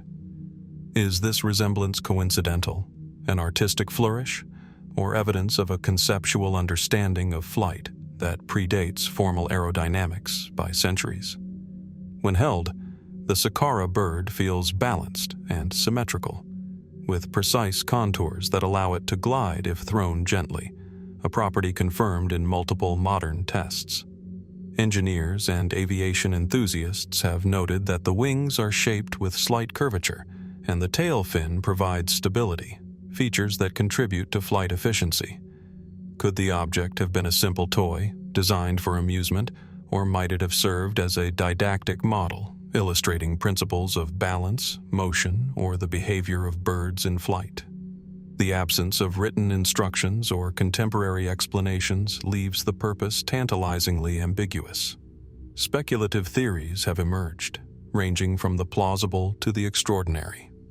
Some propose that the Saqqara bird represents an experimental understanding of aerodynamics, perhaps used in teaching, observation, or ritual experimentation. Others suggest more controversial interpretations. Could it indicate that ancient Egyptians experimented with flying devices, inspired by the natural world? Did they observe the mechanics of avian flight with such careful attention that they were able to replicate its form in functional models? While these ideas remain debated, they highlight the tension between what is known and what remains possible in the interpretation of artifacts from antiquity. The craftsmanship itself invites reflection. The Saqqara bird is carved from a single piece of wood, polished smooth, with attention to symmetry and proportion that would challenge even modern hobbyists. Its aerodynamic features, rounded wings, tapered fuselage, and subtle dihedral angles, imply deliberate intention, not merely aesthetic preference.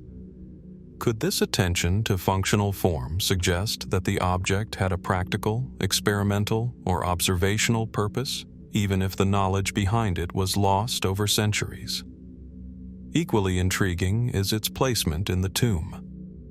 Among funerary objects designed to honor the dead, a small wooden bird with potential aerodynamic properties seems oddly modern. Was it intended as a symbolic guide for the soul, a playful representation of freedom and flight, or something more technical? An artifact hinting at knowledge now obscured by time? The absence of textual explanation forces us to consider the gap between artifact and meaning, between what ancient people created and what we can now comprehend. Handling the Saqqara bird, or even viewing it closely, evokes a sense of intimacy with the past. It is at once ordinary and extraordinary, a tiny, tactile object that embodies human curiosity, observation, and skill. Yet its precise function remains elusive, leaving a lingering question. Were the ancient Egyptians experimenting with principles of flight for practical purposes, or is the resemblance to modern aeronautics purely coincidental? As we contemplate the Saqqara bird today, its small wings frozen in time, we are reminded that artifacts can hold mysteries far greater than their size or apparent simplicity. What knowledge, practices, or experiments might lie hidden in tombs, lost texts, or forgotten workshops? And how much of human ingenuity, recorded only in subtle forms such as this wooden figure, remains invisible, waiting patiently for discovery and interpretation? The Saqqara Bird endures as a quiet enigma, a testament to the creativity and observation of an ancient civilization, and a prompt to wonder. What secrets of motion, design, and understanding might our ancestors have possessed, concealed in objects so small, yet so profoundly evocative, that they continue to inspire awe over 2 millennia later? High on a plateau in the rolling plains of southeastern Turkey, a site rises from the earth that seems to defy conventional timelines: Gobekli Tepe. The landscape, dotted with gentle hills and scrubby vegetation, appears serene and unremarkable at first glance. Yet beneath the surface lies a monumental testament to human ingenuity, belief, and mystery. Circular and oval enclosures, some spanning more than 20 meters in diameter, are supported by massive T-shaped stone pillars, each intricately carved with depictions of animals, snakes, boars, foxes, and birds, that seem to pulse with life despite their static stone forms. Gobekli Tepe, now dated to roughly 9,600 BC, predates the advent of agriculture, villages, and pottery in the region, making it one of the earliest known monumental constructions created by a society of hunter-gatherers. This revelation has transformed our understanding of prehistoric human capabilities. How did a community without permanent settlements, without domesticated crops, and lacking metal tools manage to organize the labor, quarry massive stones, and carve detailed bas-reliefs with such precision? The scale and sophistication of the site suggest planning, cooperation, and shared purpose on a scale previously thought impossible for people of this era. Archaeologists have unearthed multiple layers at the site, revealing circular enclosures arranged around central pillars, often featuring reliefs of predatory animals and abstract symbols. Some stones weigh up to 20 tons, raising questions about how these massive blocks were transported and erected. Scholars agree that Gobekli Tepe served a ceremonial or ritualistic function, yet the absence of residential structures complicates this picture. Was it a sacred center for gatherings of nomadic groups? A temple complex devoted to spiritual practice? Or did it serve an as-yet unknown purpose, now obscured by millennia of erosion and soil deposition? The carvings themselves add another layer of intrigue. Each pillar tells a story through imagery, yet the meaning of these symbols remains elusive. Do the animals represent clan totems, cosmological entities, or mythological figures? Are the arrangements of the pillars aligned with celestial events, hinting at early astronomical observation? Some researchers suggest that these carvings encode ritual knowledge or narratives passed down orally through generations, frozen in stone for eternity. If so, what were these early humans trying to communicate, and to whom? The construction methods continue to inspire debate. Without the wheel or draft animals, how were the pillars transported, lifted, and set in precise positions? Experiments with simple tools and human labor demonstrate it as possible, yet the precision and scale imply extensive coordination and communal effort. This suggests that social organization, cultural cohesion, and collective vision existed far earlier than previously thought. Could Gobekli Tepe represent the origin of organized religion, or a catalyst for the eventual development of agriculture and settled life?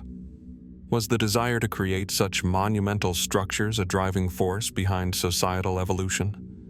Speculative theories have flourished around Gobekli Tepe. Some suggest it could be evidence of lost civilizations or advanced knowledge predating conventional archaeological timelines. Others propose that the site encodes astronomical or calendrical information, hinting at a sophisticated understanding of the heavens long before recorded history. While these ideas remain debated, the site undeniably challenges assumptions about prehistoric life. The hunter-gatherers of the Fertile Crescent were capable of monumental, coordinated, and symbolic expression on a scale that would not be seen again for millennia. The very act of walking among the pillars today evokes a profound sense of wonder, Sunlight casts long shadows across the carved surfaces, revealing details that might have been lost to time and weather. Each stone stands as a silent witness to rituals, gatherings, and perhaps mysteries that are now irretrievably gone. How did these early builders perceive their world, their deities, and the unseen forces that guided their labor? Gobekli Tepe forces us to reconsider the trajectory of human history. It raises questions not only about the technical skill of these early people, but also about the social and spiritual impulses that drove them to construct something so monumental without the basic infrastructure of later civilizations.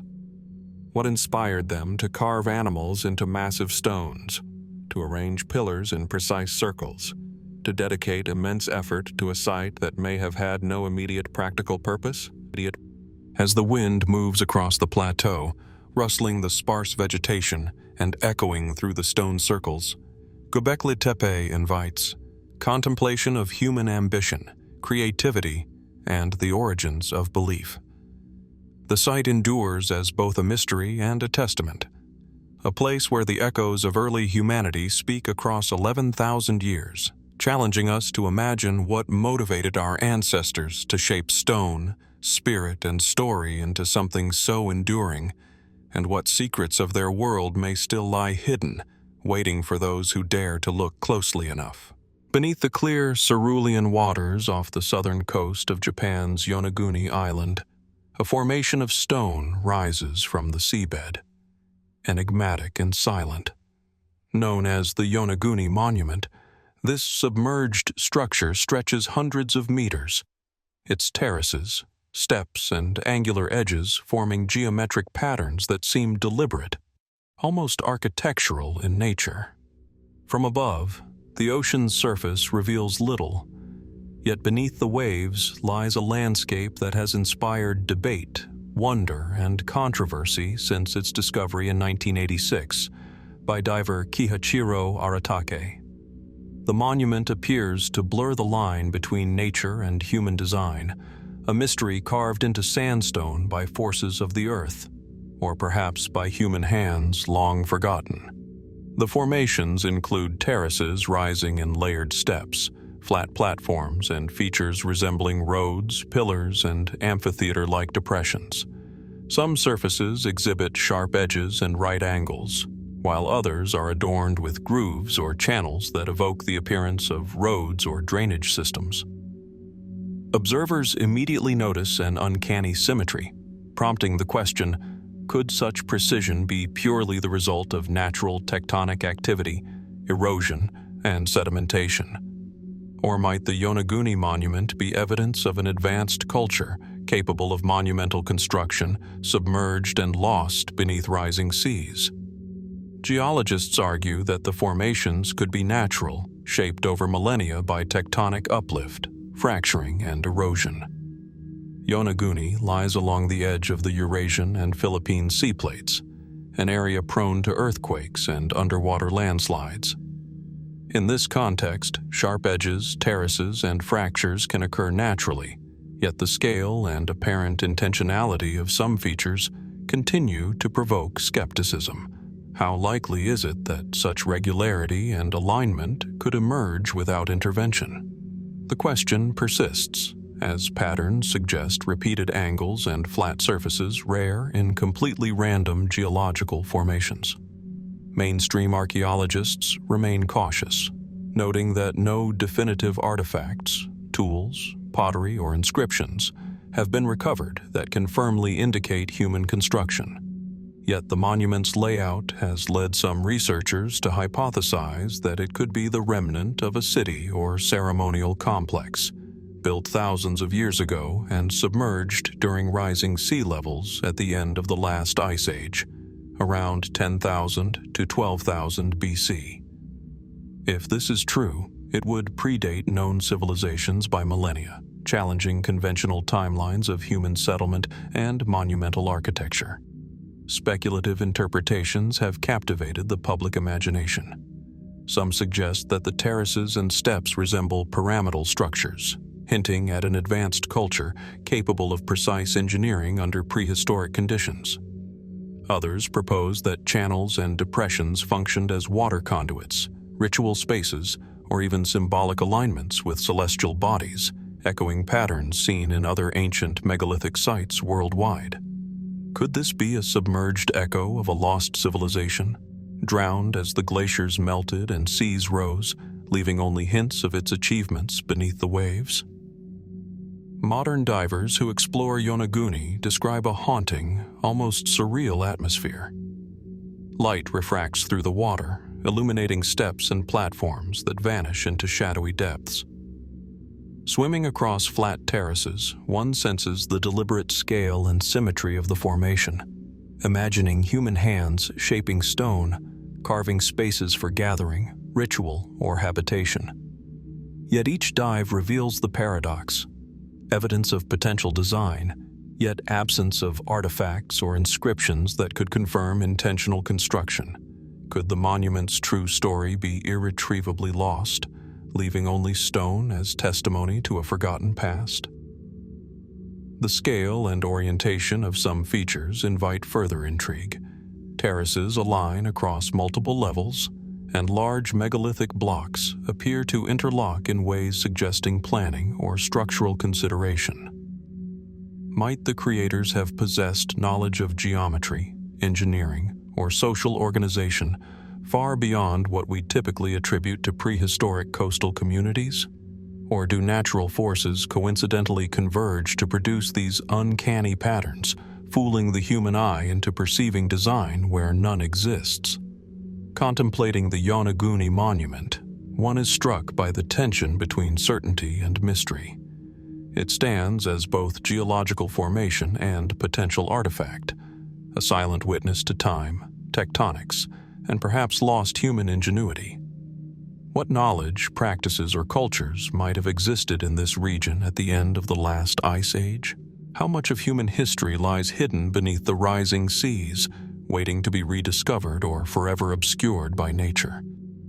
The Yonaguni Monument invites reflection not only on the ingenuity of ancient people, but also on the delicate balance between observation, interpretation, and imagination. As divers glide over terraces and steps, tracing the lines of submerged stone, the monument challenges our assumptions, prompting us to question the limits of both natural formation and human achievement. And so, as currents sweep across its enigmatic surfaces and light dances upon its terraces, Yonaguni endures as a place of mystery, a submerged landscape that hints at stories untold, civilizations unseen, and secrets that may have slipped beneath the waves long before recorded history. What truths lie hidden beneath its shadowed depths, and how much of our collective past remains submerged, waiting for those who dare to search? In the quiet countryside of Zhejiang Province, China, hidden beneath layers of soil and earth, lies a network of subterranean chambers so vast and precise that it defies explanation. The Longyou Caves, discovered in 1992 by local farmers draining water from a pond, these caves immediately astonished archaeologists, engineers, and the public alike, carved directly into the siltstone bedrock. The caves stretch across dozens of interconnected caverns, some spanning more than 2,000 square meters, with ceilings supported by perfectly squared pillars and walls etched with regular, parallel grooves. The sheer scale and precision of the construction suggest a deliberate purpose and immense labor, yet no historical records mention who built them, when, or why. Dating these caves has proven difficult, as they predate any local written documentation that could provide context. Some estimates suggest that they could be over 2,000 years old, potentially contemporaneous with the Han Dynasty. But even this is speculative. Their discovery challenged conventional understanding of ancient Chinese engineering, revealing a capability for monumental subterranean architecture that seems almost lost to history. How could communities of that era mobilize the labor, tools, and knowledge required to carve such precise, enormous chambers entirely by hand? And why is there no trace of the society that created them? The caves are remarkable not only for their size, but for the consistency and orderliness of their construction. Walls are straight and smooth, ceilings adorned with square pillars spaced with meticulous regularity, and floors perfectly level. Every chamber exhibits grooves carved in uniform patterns, the purpose of which remains unknown. Some suggest that these grooves may have helped reduce structural stress or prevent collapse, while others propose they were decorative or ritualistic. The sheer uniformity hints at planning and standardization, implying a sophisticated understanding of structural engineering, yet the absence of any artifacts, tools, inscriptions, or pottery leaves a profound silence where answers should be. Mainstream explanations tend toward functional or practical interpretations.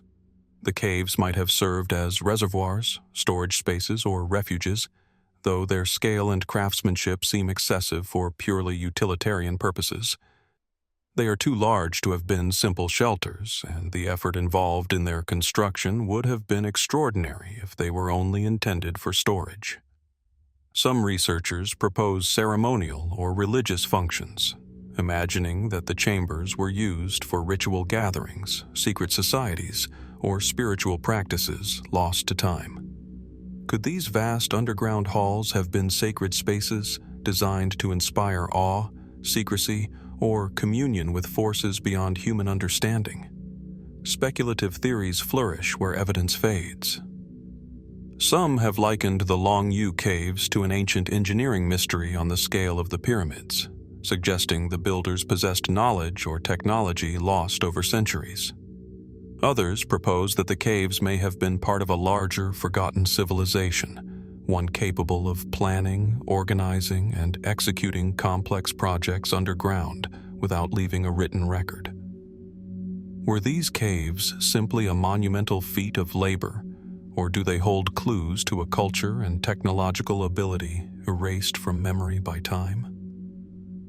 Exploring the caves today, one is struck by their eerie stillness. The grooves in the walls catch light from flashlights, casting shadows that accentuate the regularity of the construction. The air is cool and damp, carrying the weight of silence and mystery. Walking through a chamber, one can almost imagine the builders, armed with primitive chisels, ropes, and determination, working tirelessly, guided by a vision or purpose that has vanished along with them. The scale of the work suggests thousands of hours of labor, yet their identity and intentions remain as submerged in history as the chambers themselves. Each pillar, each perfectly leveled floor, and each parallel groove stands as a testament to human ingenuity, endurance, and perhaps ambition. Yet they also highlight a paradox. A civilization capable of such extraordinary engineering seems to have left no record of itself. Were the Longyou Caves part of a forgotten tradition of subterranean construction, a monumental experiment, or an unknown aspect of ritual life? Or were they the product of knowledge deliberately concealed, intended for select eyes or minds, their purpose forever enigmatic? The mystery of the Longyou Caves persists because their silence is profound. There are no inscriptions, no artifacts, no direct historical references to guide our understanding. The caves exist as tangible evidence of something extraordinary, yet intangible in meaning. They challenge our assumptions about ancient human capabilities, organization, and priorities, urging us to reconsider what might have been possible long before the age of documented history. As we move through these vast underground chambers, imagining the hands that carved each groove and smoothed each wall, one cannot help but wonder, who were the builders, and what vision drove them to undertake such monumental labor? How many other secrets lie hidden beneath the surface of the earth, preserved in silence, waiting for discovery? The Longyou Caves endure as both a marvel and a question, a labyrinth of stone that whispers of ingenuity lost, and mysteries that remain just out of reach, inviting us to imagine the world as it once was, and the civilizations that shaped it in ways we may never fully understand.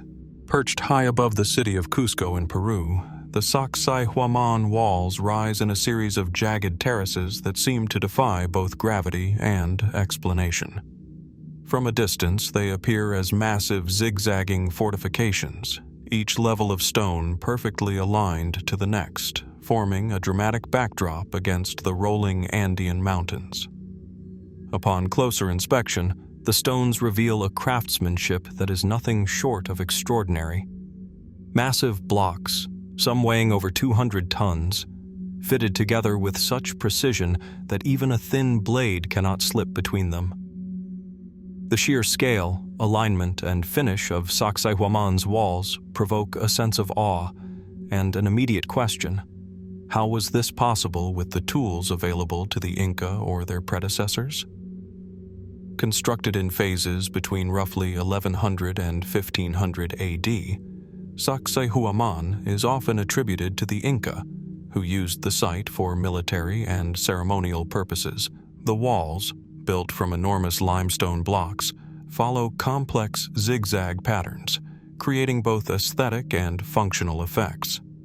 Their design allowed the fortification to resist seismic activity common in the region, a feature that modern engineers study with admiration. Yet the methods used to quarry, transport, and precisely position these colossal stones remain a topic of ongoing debate. Without metal tools or draft animals capable of moving such weight, how were these stones cut so perfectly and assembled with such flawless fit?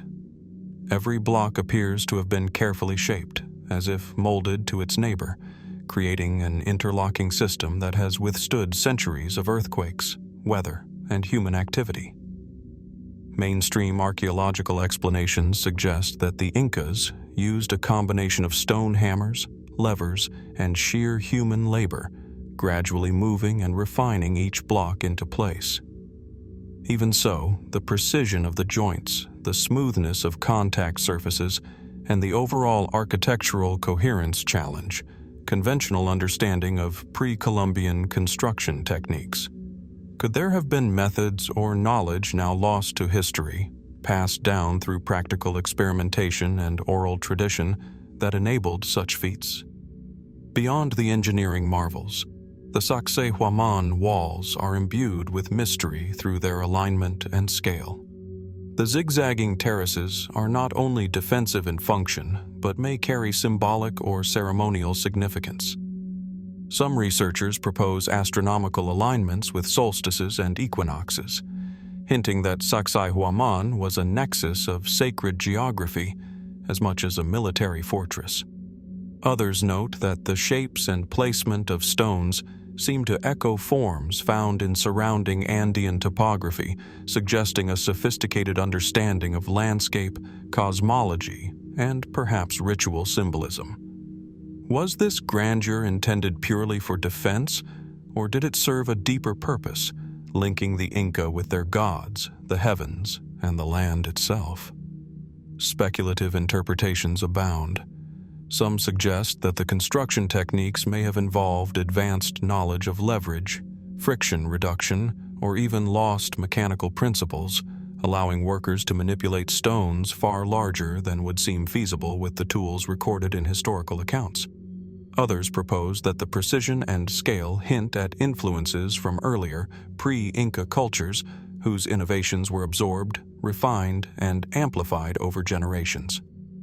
Yet, with no written records detailing the exact methods, the true process remains obscured, leaving only the monumental result as evidence of extraordinary skill. Walking along the terraces today, the weight and scale of the stones become immediately apparent. The blocks dwarf the observer, their smooth surfaces and sharp angles evoking both admiration and unease. Standing amid the walls, it is easy to imagine the thousands of laborers organized into teams, moving stones through coordinated effort, a blend of human ingenuity, endurance, and perhaps intuition honed over centuries. Yet the mystery endures. How did they achieve such precise interlocking without mortar, machinery, or written engineering guides? The durability of Sacsayhuamán adds another layer to its intrigue.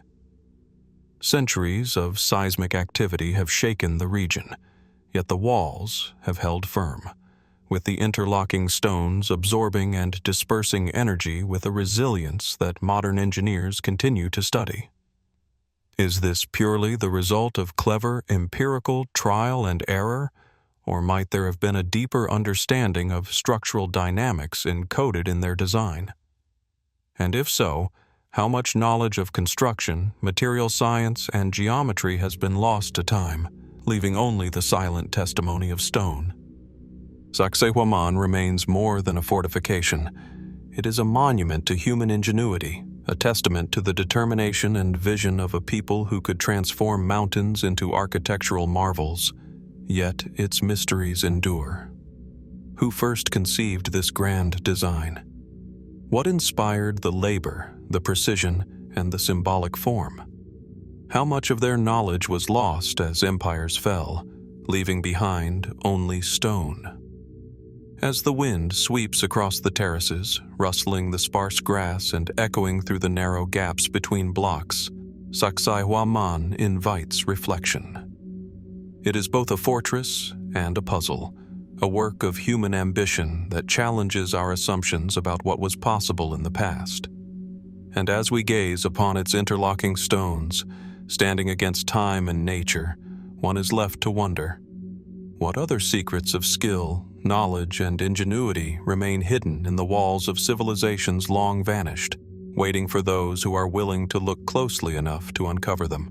On the windswept plains of Salisbury in southern England, a circle of colossal stones rises from the earth, each monolith standing in silent testament to a civilization long gone. Stonehenge, perhaps the most iconic prehistoric monument in the world, commands attention not only for its size and scale, but for the enduring mystery that surrounds its construction. The massive sarsen stones, some weighing upwards of 25 tons, and the smaller blue stones, transported from the Preseli Hills of Wales over 200 miles away, form concentric rings and post and lintel structures whose purpose has eluded scholars for centuries. Even today, the monument exudes a sense of ritual, power, and cosmic alignment that captures the imagination. Dating back to roughly 3000 to 2000 BC, Stonehenge was constructed in multiple phases over centuries, a prolonged project that required extraordinary planning, organization, and communal effort. Archaeologists have painstakingly studied its construction techniques, revealing evidence of careful quarrying, shaping, and transport. Wooden sledges, ropes, and earthen ramps were likely employed, yet the mechanics of moving the heaviest stones across such vast distances remain incompletely understood. How did prehistoric societies lacking wheeled vehicles or draft animals suitable for such loads manage this feat? And why did they choose to bring stones from so far away rather than rely on locally available material? The arrangement of the stones raises questions that go beyond engineering. Stonehenge aligns with the solstices, casting long shadows and creating patterns of light at specific times of the year.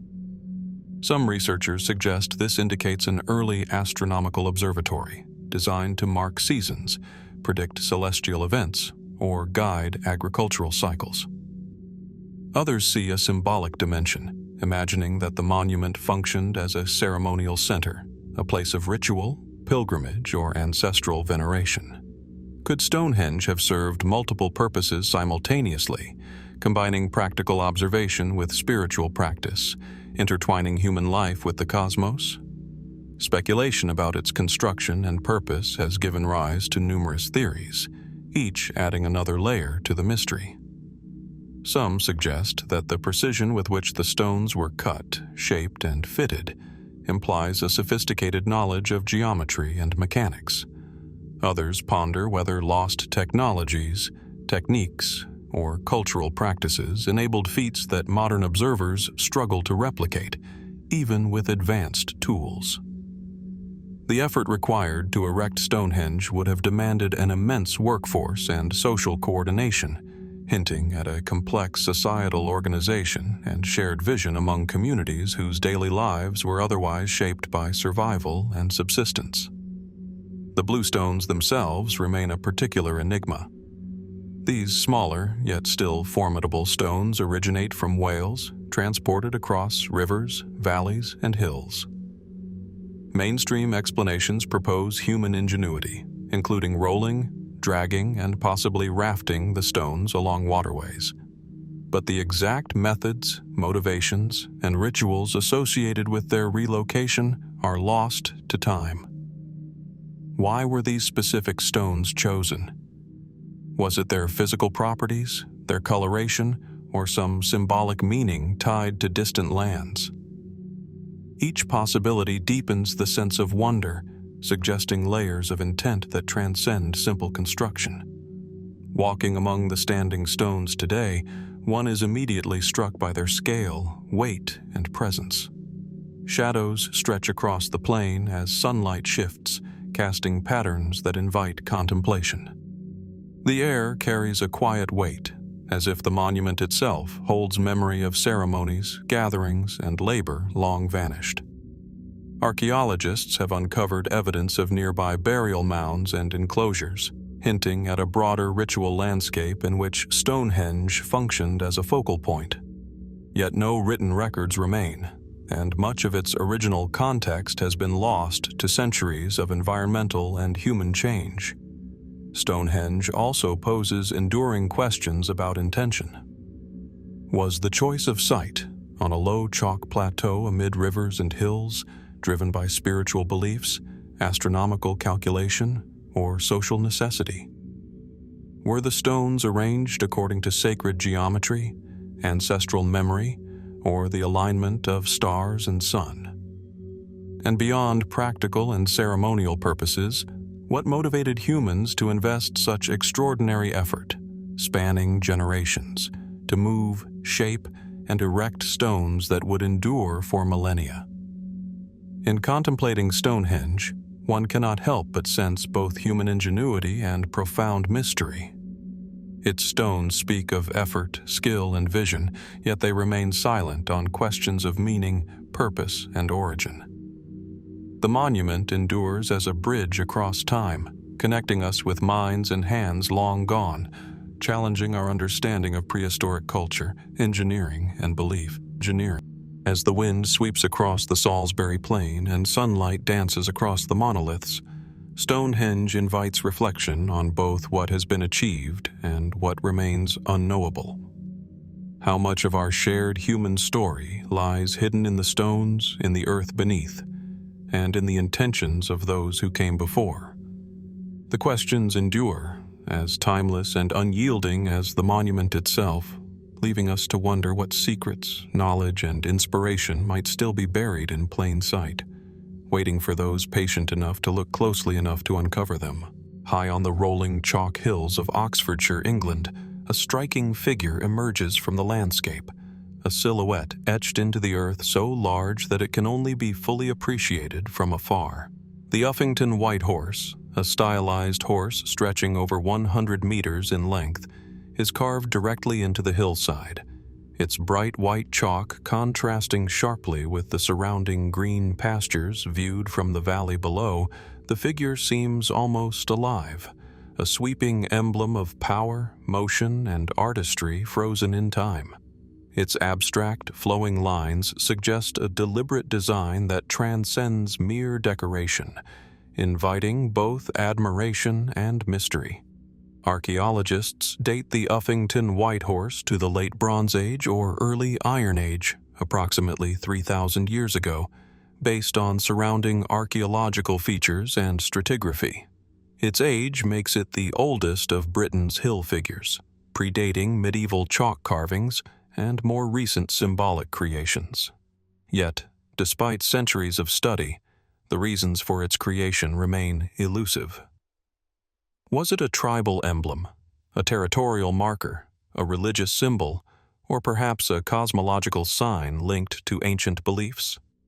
Its meaning is as enigmatic as its execution, and the questions it raises are compounded by the precision and scale of the work. The carving itself is remarkable in both design and technique. The Uffington White Horse is abstract, stylized, and elegant, with elongated legs and an arched neck, reduced to essential lines that suggest speed and vitality. Its simplicity belies the complexity of creating such a figure in chalk, requiring the removal of turf and careful maintenance to prevent erosion over millennia. The labor involved implies organization, foresight, and cultural motivation, a commitment of resources and skill that hints at a society with both purpose and capability. How did Bronze Age or early Iron Age communities coordinate such a project? And why choose this particular location on a steep hill visible for miles as the canvas for their work? Mainstream interpretations suggest that the White Horse may have served as a tribal symbol or an expression of identity, marking territory or commemorating a local deity. Others point to its possible ceremonial function, perhaps linked to seasonal rituals or fertility rites. Its placement near ancient enclosures and burial mounds, such as the nearby Uffington Castle Hill Fort and Wayland's Smithy Long Barrow, suggests a broader sacred landscape. The figure may have functioned as a visual anchor for ritual activity, a marker of community identity, or even a guide for travelers navigating the hills. Yet no written records survive to confirm these theories, leaving the White Horse suspended between history and speculation. Speculative theories flourish in the gaps left by evidence. Some researchers have proposed astronomical connections, noting alignments with solar events and the changing position of the sun across the seasons. Could the figure have served as a celestial guide, a calendar of sorts, linking earthly presence with cosmic patterns? Others imagine that it was intended as a visual symbol of myth, perhaps representing a divine or supernatural horse known in local lore, a creature capable of carrying the spirit or ensuring the prosperity of the tribe. The abstract form itself encourages interpretation, leaving room for imagination as much as for scholarship. Maintaining the figure over the centuries has been a constant challenge. Without ongoing attention, the chalk would quickly erode, and the White Horse would fade into the hillside, invisible and lost. This enduring care, likely handed down through generations, indicates that successive communities recognized its importance, whether for ritual, identity, or cultural pride. The longevity of the figure raises another question. How much of its original meaning has been preserved, and how much has been reshaped over time by evolving traditions and interpretations? Walking along the ridge today, the experience is both tangible and ethereal. From certain vantage points, the horse seems to gallop across the hillside, its lines blending with the contours of the land. The interplay of light and shadow accentuates its form, making it appear alive in a way that has captivated observers for centuries. One can almost imagine the communities of the Bronze or Iron Age standing at the hilltop, their hands and eyes committed to carving this figure, their intention anchored in purpose and belief. Yet what that purpose was remains tantalizingly out of reach. The Uffington White Horse endures as a visual paradox, simultaneously simple and complex, timeless yet bound to a specific place, clear in outline but opaque in meaning. It challenges our understanding of ancient society, artistry, and symbolism. How much do we truly know about the beliefs, priorities, and capabilities of the people who created it? And what secrets of their worldview, preserved in chalk and hillside, remain hidden from modern eyes?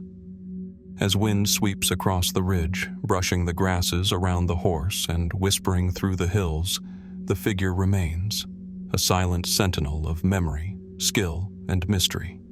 Its lines draw the eye, its scale inspires reflection, and its meaning continues to elude definitive explanation. The Uffington White Horse stands as both a cultural landmark and an enduring question. What did it mean to those who carved it? And what lessons, stories, or knowledge have been etched into the land, waiting for those patient enough to look closely and ponder its presence. Across the landscapes of ancient Roman Europe, small, enigmatic objects have emerged from the soil, leaving modern archaeologists both fascinated and perplexed. These are the Roman dodecahedrons, hollow, 12-sided bronze or stone artifacts ranging from a few centimeters to over 20, each face punctuated by circular holes of varying diameters, often discovered in regions spanning modern-day France, Germany, and Hungary. These artifacts are found scattered in settlement layers, sometimes alongside domestic items, and occasionally in graves. At first glance, their geometric precision is striking, symmetrical, balanced, and meticulously crafted, yet their purpose remains shrouded in mystery. Dating primarily to the 2nd and 3rd centuries AD, the Roman dodecahedrons are clearly products of sophisticated workmanship. The bronze examples are cast with precision, the holes perfectly aligned, and the objects often display knobs at each vertex, adding both ornamentation and tactile intrigue. Yet despite their technical refinement, the historical record is silent. No contemporary Roman texts describe these objects or their function, leaving scholars to speculate based on form, context, and comparison. How could such carefully constructed artifacts, appearing across vast regions, be entirely undocumented in the writings of a culture so prolific in recording its technology, laws, and customs?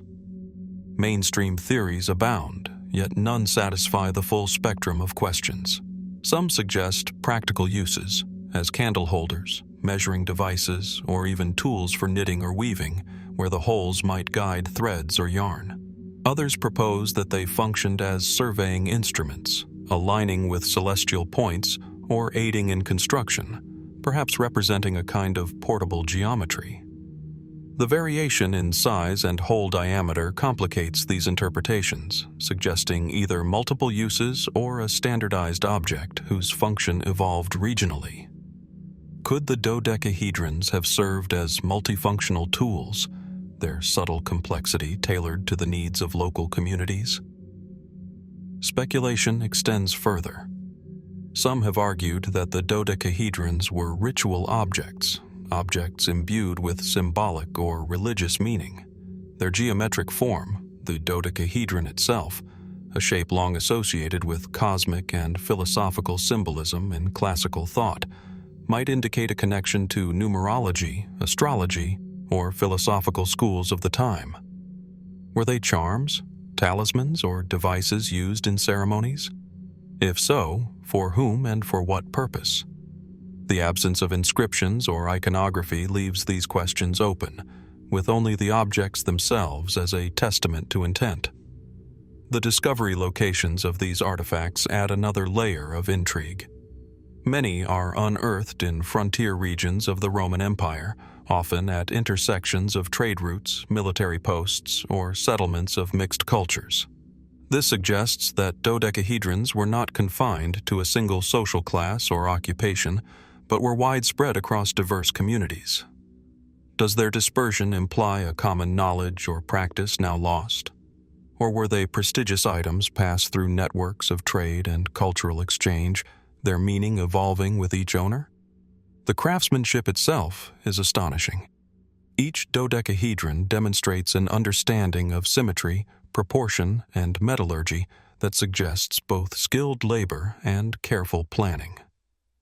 The hollow interior, combined with precise dimensions, indicates that the makers understood not only the aesthetic properties of the shape, but its physical behavior, perhaps even its balance and weight distribution. Yet the lack of documentation or surviving manuals renders this knowledge intangible, a lost tradition embedded in the artifact's form. Holding a dodecahedron today, one feels a tangible connection to the past, a carefully balanced object that fits in the hand, yet resists explanation. Its geometry invites the mind to explore patterns, functions, and possibilities.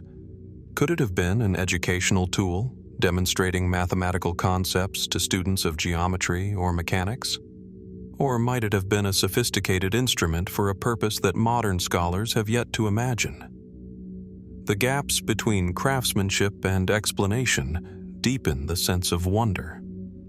The Roman dodecahedrons endure as enigmas precisely because they are tangible yet silent. Each one carries evidence of human ingenuity, precision, and purpose, yet the intention behind them is lost. Are they remnants of a lost craft, an unexplained technology, or a symbolic language we no longer understand? Their beauty, complexity, and distribution hint at a network of knowledge, shared across regions and generations, now dissolved into the annals of history. As we turn these objects in our hands, studying their faces, holes, and knobs, one is struck by both admiration and curiosity. The Roman dodecahedrons challenge us to reconsider the limits of our understanding of ancient societies, their ingenuity, and their priorities. They invite us to ponder what other forms of knowledge, practice, and ritual may be hidden in the artifacts of civilizations long vanished. And in the quiet spaces between each hole and every edge, the question remains: what was their purpose, and what other secrets of human creativity have been lost to the passage of time, waiting silently to be rediscovered? In the quiet corners of the Beinecke Rare Book and Manuscript Library at Yale University lies a book that has confounded scholars, cryptographers, and linguists for over a century. Bound in vellum, its pages slightly yellowed with age, the Voynich Manuscript presents an otherworldly tableau. Intricate illustrations of unknown plants, mysterious astronomical diagrams, and figures engaged in enigmatic rituals. Each page is filled with flowing, untranslatable script, letters and symbols that form words, yet refuse to yield meaning. The manuscript radiates a strange aura, as though it were both a work of art and a code, a record of knowledge deliberately hidden or lost to time. Carbon dating places the manuscript's creation to the early 15th century, between 1404 and 1438. Its origins are shrouded in uncertainty. Named after Wilfrid Voynich, the Polish-American antiquarian who acquired it in 1912, the manuscript predates modern cryptography yet seems to embody it. Researchers have long debated its authorship, with suggestions ranging from an anonymous European scholar to an unknown polymath, or even a deliberately fabricated hoax. The text resists all known linguistic patterns. Statistical analysis reveals word structures and letter frequencies that suggest a language, yet the symbols themselves remain stubbornly opaque. How could a book so precise and internally consistent contain no decipherable meaning? The manuscript is divided into distinct sections: botanical, astronomical, biological, cosmological, pharmaceutical, and recipes. The botanical pages feature plants that do not match any known species, sometimes combining familiar elements with fantastical forms. Astronomical diagrams depict suns, moons, and stars in configurations that puzzle historians and astronomers alike. The biological pages reveal human figures, often female, interacting with enigmatic apparatuses immersed in what appear to be pools or tubes, their significance lost to the centuries. Each image is meticulously drawn, rich in color and detail, yet consistently defies classification or correlation with contemporary knowledge. Were these illustrations intended to convey scientific knowledge, mystical insights, or something entirely unknown? Scholars and cryptographers have applied every tool available to decode the manuscript. During World War II, the Nazis reportedly sought its secrets for intelligence purposes. Modern computer analysis, pattern recognition, and AI-driven linguistics have all attempted to penetrate its script. While some researchers claim to find statistical patterns resembling natural language, no translation has been universally accepted. Could the manuscript be an unknown language, a constructed cipher, or a unique encoding of knowledge lost to humanity? And if it is a deliberate code, what was its purpose? Practical, spiritual, or perhaps personal? Speculation extends to more extraordinary possibilities. Some suggest the manuscript contains alchemical or medicinal knowledge, a compendium of forgotten science or mystical wisdom. Others imagine it as a philosophical or artistic experiment, a book meant to confound, teach, or provoke thought. Its unknown plants, celestial charts, and bathing figures hint at a worldview that is alien to our own, yet deeply intentional. Could it reflect a worldview erased by time, a fragment of a lost civilization's knowledge, or the imagination of a solitary genius? The manuscript's survival is itself remarkable. Centuries of handling, transferring between private collections, and even wars have not diminished its integrity. Each page is carefully preserved, the colors and ink enduring against the passage of time. Scholars are drawn to it not only for its content, but for the questions it raises. How did such a complex work come to be? What knowledge, artistic insight, or coded information does it conceal? And why has its meaning been so persistently elusive? Viewing the Voynich manuscript is an immersive experience. One traces the curves of unfamiliar letters, studies fantastical botanical forms, and follows the winding astronomical charts, all while sensing the presence of an intelligence centuries removed from our own. The manuscript invites curiosity, careful observation, and reflection. Its persistence across time, combined with the impossibility of full understanding, imparts a quiet sense of awe and humility. It challenges our assumptions about history, language, and the limits of human knowledge. The mystery of the Voynich manuscript remains unresolved, and perhaps it is this very opacity that preserves its allure. Each leaf, each symbol, each illustration is a reminder of the gaps in our understanding, of knowledge created and then hidden, of a mind that sought to communicate in a language that has slipped through the fingers of history. What secrets lie within its pages, waiting for the right mind, or perhaps the right century, to uncover them? And beyond its enigmatic script and impossible plans, what does it reveal about human curiosity, creativity, and the desire to leave something behind that defies explanation? As the pages rest quietly in their protective casing, the Voynich manuscript continues to whisper across the centuries, a silent, inscrutable witness to a world we can glimpse but never fully know, inviting us to wonder at the limits of our understanding and the secrets that may still lie hidden, waiting to be discovered. High on the windswept Altiplano of Bolivia, near the shimmering waters of Lake Titicaca, lie the ruins of Puma Punku, an ancient ceremonial complex that continues to baffle archaeologists and engineers alike.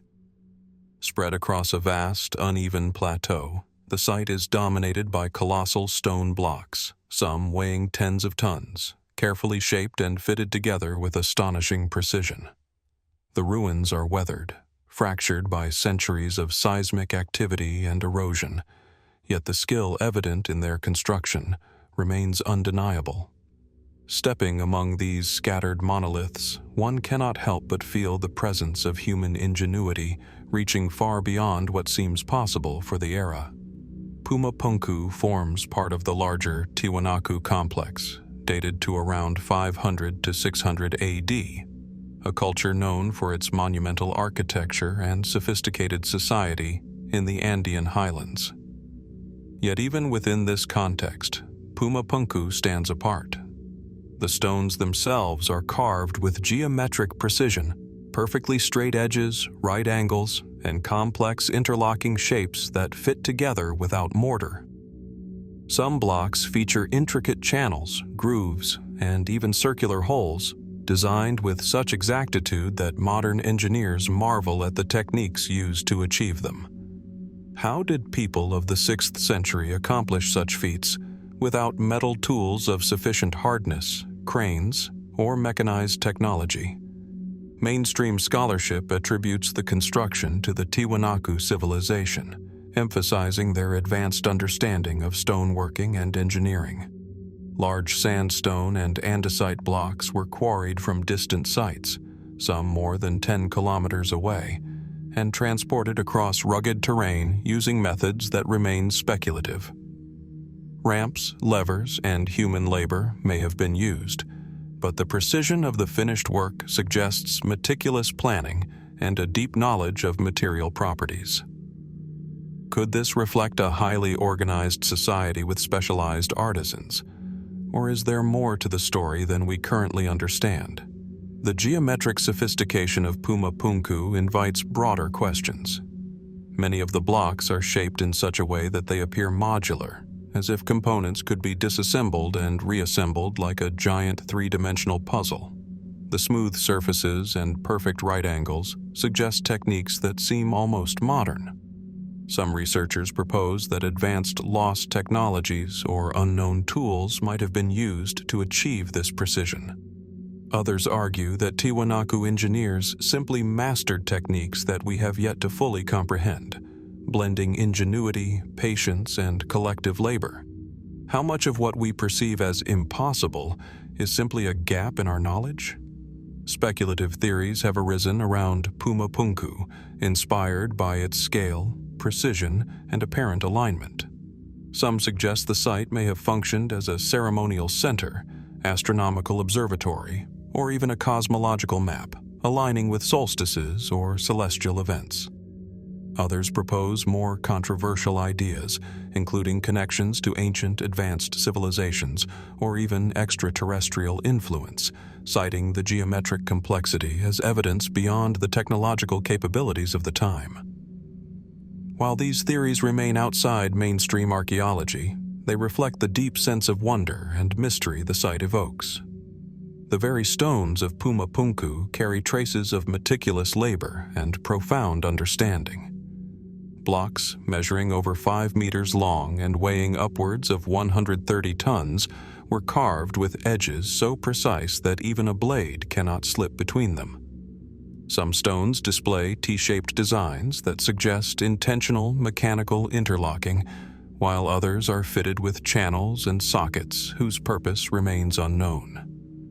Transporting, carving, and assembling these monoliths required not only physical strength, but an intimate understanding of stone, leverage, and geometry. How many generations of artisans and laborers contributed to this work, and what knowledge did they pass down in the process? Visiting Puma Punku today, the air is thin, crisp, and still, carrying a sense of silence that amplifies the enormity of the ruins. The stones lie in fragmented perfection, their shapes hinting at a lost sophistication. As one traces the sharp edges, the grooves, the precise angles, it is impossible not to marvel at the ingenuity behind their creation. The ruins evoke both awe and humility, a reminder of human ambition and the mysteries that endure even in the face of careful study. Puma Punku remains a testament to ingenuity, skill, and mystery. Its construction challenges our assumptions about ancient societies, their capabilities, and their understanding of mathematics and engineering. What techniques were used to quarry, transport, and shape these massive stones with such precision? What purpose did the complex fulfill, and what cultural, spiritual, or technological knowledge was embedded in its design? And perhaps most intriguingly, what secrets still lie hidden beneath the ruins, waiting to reveal a deeper understanding of this enigmatic civilization? As the wind sweeps across the plateau, whispering through fractured monoliths and scattered stones, Puma Punku endures, silent, monumental, and unresolved. It calls us to look closer, to study, to question, and to wonder. What human knowledge or forgotten practice has been lost to time, and how much more of our past remains encoded in stone, awaiting discovery? The site stands as both a monument and a mystery, an invitation to explore the limits of what we know about human ingenuity and the civilizations that came before us.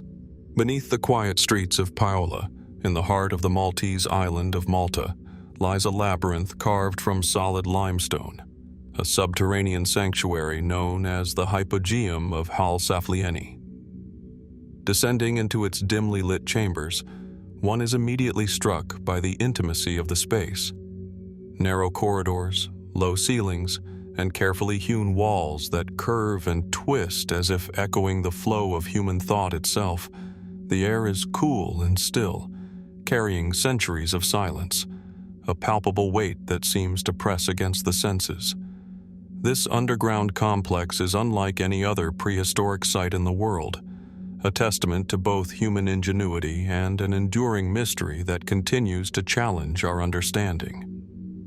The Hypogeum is estimated to date between 3,300 and 3000 BC, placing it firmly within Malta's prehistoric temple building era.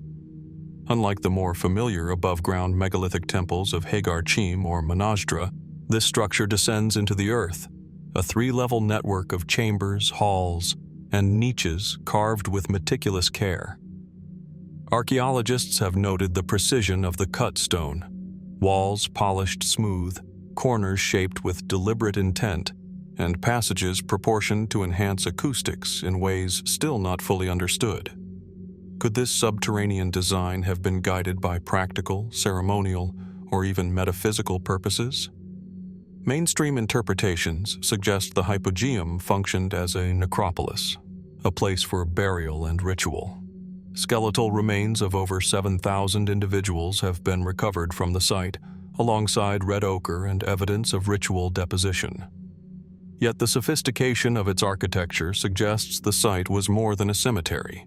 It was designed to impress, to inspire, and perhaps to manipulate the senses. Certain chambers, such as the renowned Oracle Room, possess an acoustic resonance so profound that even a whisper is amplified throughout the space.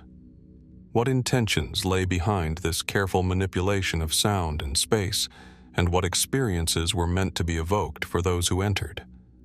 The construction of the Hypogeum raises questions that continue to puzzle researchers. The three subterranean levels were carved into the limestone with tools available in the Neolithic period, flint and stone. Yet the precision of the masonry is remarkable. Corners are sharp, walls are smooth, and ceilings are consistently level. The labor required to excavate such a vast underground network, remove tons of stone, and do so without modern engineering is staggering. How did prehistoric Maltese people coordinate this monumental effort, and what knowledge of structure, geology, and acoustics did they possess? The Hypogeum is also notable for its enigmatic symbolism. Incised motifs, red ochre markings, and pottery fragments suggest ritualistic practices, yet the meaning of these decorations remains opaque. Some chambers contain altars and benches, while others appear deliberately isolated or closed off. Certain features hint at astronomical or cosmological significance, though no consensus exists.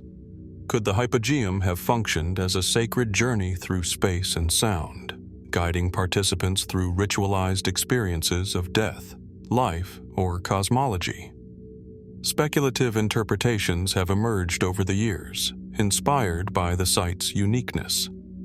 Some have suggested the Hypogeum may have served as a repository for sacred knowledge, a repository of memory, or even a place for altered states of consciousness induced by its acoustics and confined spaces. Others have imagined it as a precursor to more complex religious architecture, representing an understanding of human psychology, sound, and ritual that was far ahead of its time. The silence of the stone amplifies these questions, leaving visitors and researchers alike with a sense of wonder and humility. Descending into the Hypogeum is a journey both physical and contemplative. The intimate scale, combined with the mysterious resonance of the chambers, encourages reflection on the lives of the people who labored to create it. Each passageway, niche, and chamber holds traces of human presence, intention, and belief. Yet the full meaning remains just beyond our grasp. It is a place where the tangible and intangible intertwine, where stone becomes memory, and where architecture becomes a vessel for mystery. The Hypogeum of Hal Saflieni endures as a testament to the ingenuity, devotion, and creativity of prehistoric humanity. Its construction challenges our assumptions about the technological and cultural capabilities of people over 5 millennia ago. How were these subterranean spaces planned, excavated, and orchestrated with such precision? What rituals, beliefs, or knowledge were encoded into the very geometry and acoustics of the chambers? And beyond what has been uncovered, what remains hidden in the dark recesses of this underground labyrinth, waiting to reveal more about the people who built it and the mysteries they sought to enshrine? As one lingers in the quiet, tracing the walls and listening to the echo of one's own movements, the Hypogeum quietly maintains its secrets, a silent monument to ingenuity, ritual, and the unknowable intentions of a long-vanished people. It invites us to wonder not only about the past, but about the depth of human imagination and the mysteries that still lie buried, waiting for discovery. Deep within the peat bogs of the Ural Mountains in Russia, hidden beneath layers of wet earth and centuries of decay, rests a wooden figure that has both fascinated and perplexed archaeologists since its discovery. The Shigir Idol. Standing over 5 meters tall when intact, though now fragmented, this monumental sculpture is carved from larch wood and covered with intricate geometric patterns, enigmatic symbols, and stylized faces that seem to gaze through time itself. Even today, the figure's eyes, hollowed or carved in relief, evoke a sense of watchfulness, as if the idol were a guardian of secrets long forgotten, whispering across the millennia. The Shigir Idol is extraordinary, not only for its size, but for its age. Radiocarbon dating places its creation at approximately 9,500 BC, making it one of the oldest known wooden sculptures in the world, older even than the pyramids of Egypt and Gobekli Tepe. Its survival is remarkable, preserved by the acidic peat that slowed the decay of the larch wood. This ancient artifact offers a window into the minds of Mesolithic hunter-gatherers, yet it presents more questions than answers. Who carved this towering figure, and for what purpose? What beliefs, rituals, or stories did it embody?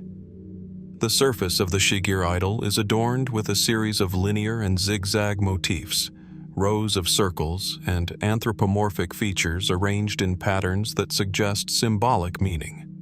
Some scholars interpret these carvings as a form of proto-writing or symbolic communication, encoding myths, genealogies, or cosmological knowledge. Others see them as purely ritualistic or ceremonial, perhaps intended to invoke protective or spiritual power. The repetition and complexity of the patterns imply an intentional system, but the logic behind it remains opaque. Could these marks represent a form of knowledge that has been entirely lost, or a language that existed before the rise of written history? Its anthropomorphic form, with what appear to be multiple faces stacked along its length, further deepens the mystery.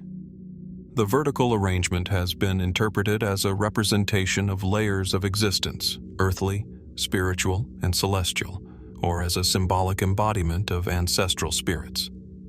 Yet, the absence of any written records or contemporary explanation forces us to confront the limitations of interpretation. Were these faces meant to represent deities, ancestors, or abstract concepts? And why was wood chosen as the medium, a material far more perishable than stone, for such a monumental and enduring creation?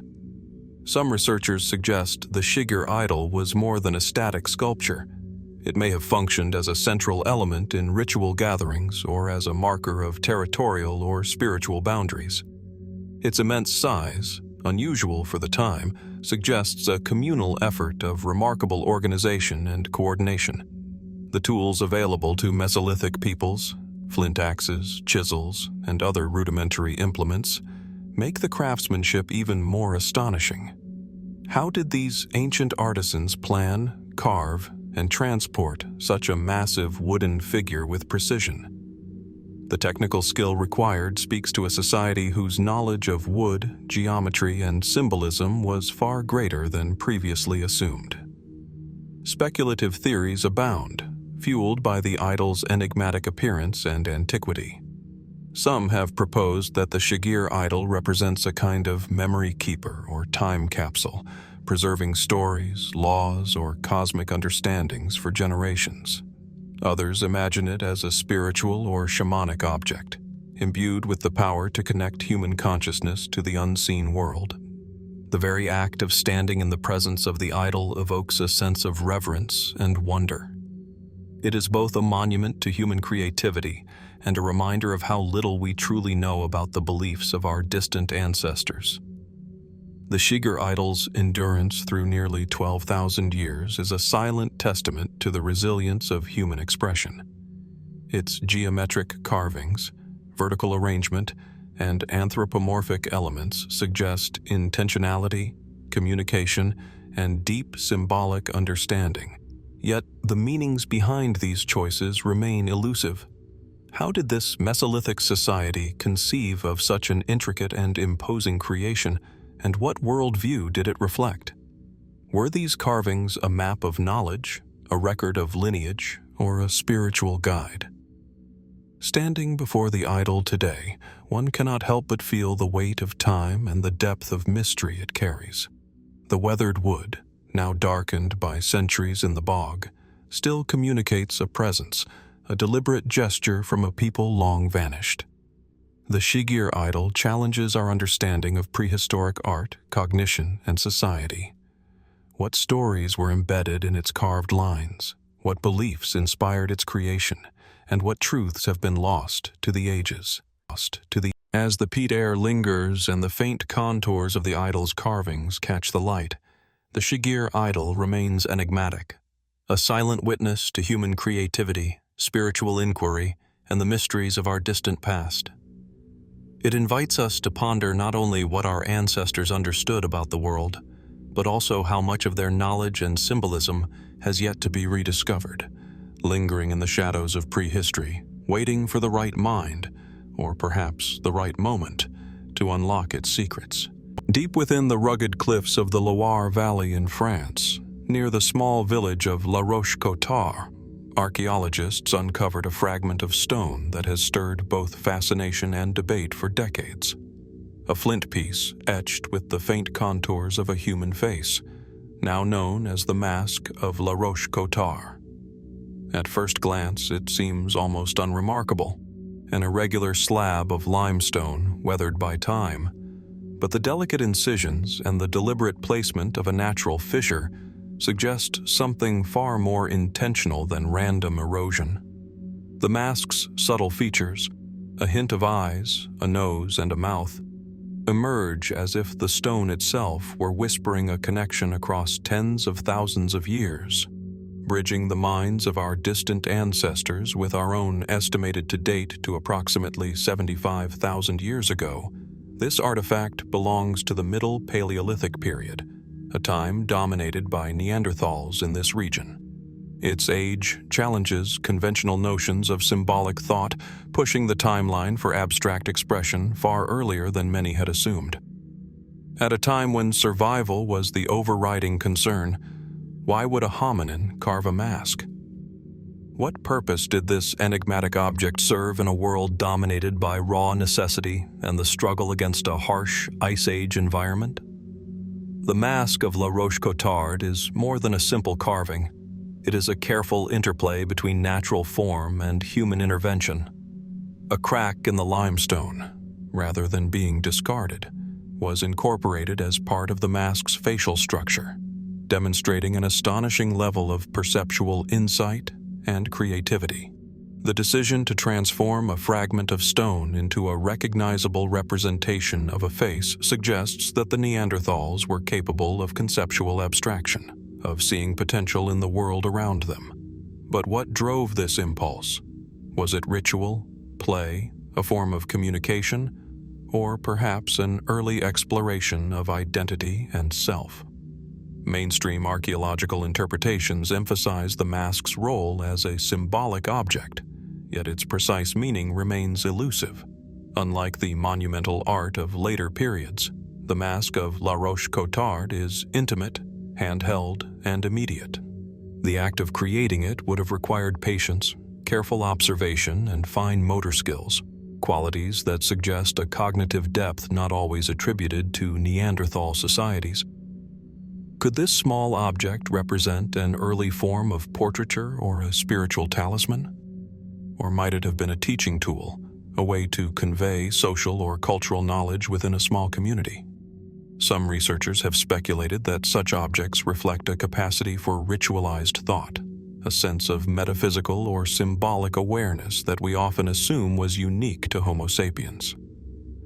The mask, with its subtle yet unmistakable human likeness, challenges assumptions about the cognitive gap between Neanderthals and modern humans. Could it indicate a shared sense of symbolism, or even the beginnings of artistic expression that would later flourish in Upper Paleolithic cultures? And if so, what other traces of Neanderthal imagination have been lost to time, eroded by millennia and hidden beneath layers of sediment? The environment in which the mask was found adds another layer of intrigue. La Roche-Cotard is a limestone outcrop overlooking the Loire River, a landscape that would have been rich with raw materials, yet harsh and unforgiving in its Ice Age climate. The selection of this site for the creation or deposition of the mask raises further questions. Was the choice of location incidental, or was it part of a deliberate, meaningful act? Might the mask have been placed in a specific context, a cave niche or a secluded corner, to imbue it with social, spiritual, or communal significance? Even today, holding a replica of the Mask of La Roche-Cotard or examining detailed photographs evokes a sense of connection across time. Its understated form, the careful attention to natural lines, and the subtlety of the facial features all suggest that the Neanderthal mind was capable of reflection, imagination, and perhaps even reverence. How did they perceive themselves and others in their communities? What did they see in the reflection of their own faces that compelled them to carve, to shape, and to leave behind this fragment of identity? The mask's enduring mystery lies not only in its craftsmanship, but in the questions it provokes about the origins of art, symbolism, and human thought. What did it mean to its creators, and what stories might it have held?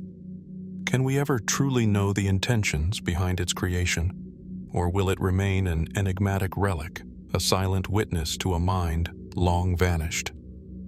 The Mask of La Roche-Cotard reminds us that the roots of human creativity run far deeper than we often imagine. Its simple yet profound presence hints at a world in which Neanderthals, often mischaracterized as purely pragmatic, engaged with abstraction, symbolism, and perhaps even self-reflection. Standing before the artifact, or even contemplating its form from afar, we are invited to consider the vast unknown of our shared prehistory, and to wonder what other remnants of early thought and imagination still lie buried, waiting to reveal the depth of minds that walked the earth long before us. Nestled on a gentle hillside near the village of Faifley, in the shadow of the Scottish Highlands, lies a vast slab of stone whose surface is etched with a labyrinth of spirals, cup marks, and mysterious geometric patterns. Known as the Cochno Stone, this extraordinary monument stretches nearly 12 meters in length and is covered with more than 90 individual carvings, each carefully incised into the hard gray rock. The sheer density and intricacy of these petroglyphs create a tapestry of shapes and symbols that has confounded archaeologists, historians, and curious minds for over a century. At first glance, the stone seems almost chaotic, a random scattering of depressions and lines. But as the eye lingers, patterns emerge, hinting at intention, design, and meaning that have been lost to time. The Cochno Stone is estimated to date from the Bronze Age, around 3000 BC, placing it within a period when human societies across Europe were experimenting with metal, monumental structures, and ritualized landscapes. Yet, unlike the standing stones of nearby sites or the tombs that punctuate the Scottish countryside, the Cochno Stone lies flat, embedded in the earth, as if deliberately grounded. Why would ancient peoples devote so much time and skill to carving such an elaborate design into a surface that cannot be easily seen in its entirety from a distance? Could the act of creation itself, kneeling over the rock, chiseling each cup mark and spiral, have held a ritual significance? Scholars have long debated the function of these cup and ring marks. Some suggest they were maps of celestial patterns, a way to track the movements of the sun, moon, and stars. Others propose they were territorial markers or coded symbols representing clan identities, social hierarchies, or spiritual beliefs. More speculative theories have suggested the designs encode ancient mathematical knowledge, a lost understanding of geometry, or even an early attempt at recording history. The lack of written records leaves each interpretation tantalizing yet unverified, and the true purpose of the Cochno Stone remains shrouded in mystery. The stone's surface is not merely decorative. Its patterns invite touch, exploration, and contemplation. The shallow depressions of the cup marks catch rainwater, forming tiny reflective pools that shimmer like liquid mirrors. One can imagine Bronze Age observers tracing these hollows with their fingers, perhaps following the spirals in a meditative or ceremonial fashion, or using them as part of divination or ritual. The combination of artistry and practicality is striking, a static, immovable canvas that engages with both the natural world and human perception. Throughout the 20th century, the Cochno Stone attracted intense scholarly attention. In 1887, archaeologists and antiquarians documented the carvings in detailed sketches, fascinated by the density of symbolism. By the mid-20th century, concerns over vandalism and weathering led to the stone being reburied beneath soil, hiding it from view to preserve its fragile surface. Yet even beneath the earth, it continues to captivate researchers. Modern techniques, photogrammetry, 3D scanning, and digital modeling have begun to reveal subtleties in the carvings that were previously invisible, highlighting the deliberate and meticulous nature of their design. Each spiral, line, and depression appears intentional, a careful act of communication across the millennia. The enigmatic nature of the Cochno Stone has also fueled more speculative interpretations. Could the patterns represent a cosmic map, a calendar, or an early attempt to understand the forces of nature? Some have proposed that the cup and ring marks symbolize gateways between the physical and spiritual worlds, a kind of sacred geometry meant to guide or protect. While these ideas cannot be proven, they underscore the human impulse to seek meaning in abstraction, and the stone itself seems to invite such contemplation, its silent surface echoing the questions of those who stood before it thousands of years ago. Standing over the Cochno Stone, one feels the weight of human history and imagination pressing through the carvings. The spiral patterns, concentric rings, and scattered cup marks hint at knowledge and belief systems long vanished, offering a glimpse into a world where symbolism and ritual may have guided everyday life. Who created these marks, and why? What stories were embedded in their deliberate geometry, and how much of that knowledge has been irretrievably lost? Even after thousands of years, the Cochno Stone continues to challenge our understanding of Bronze Age societies.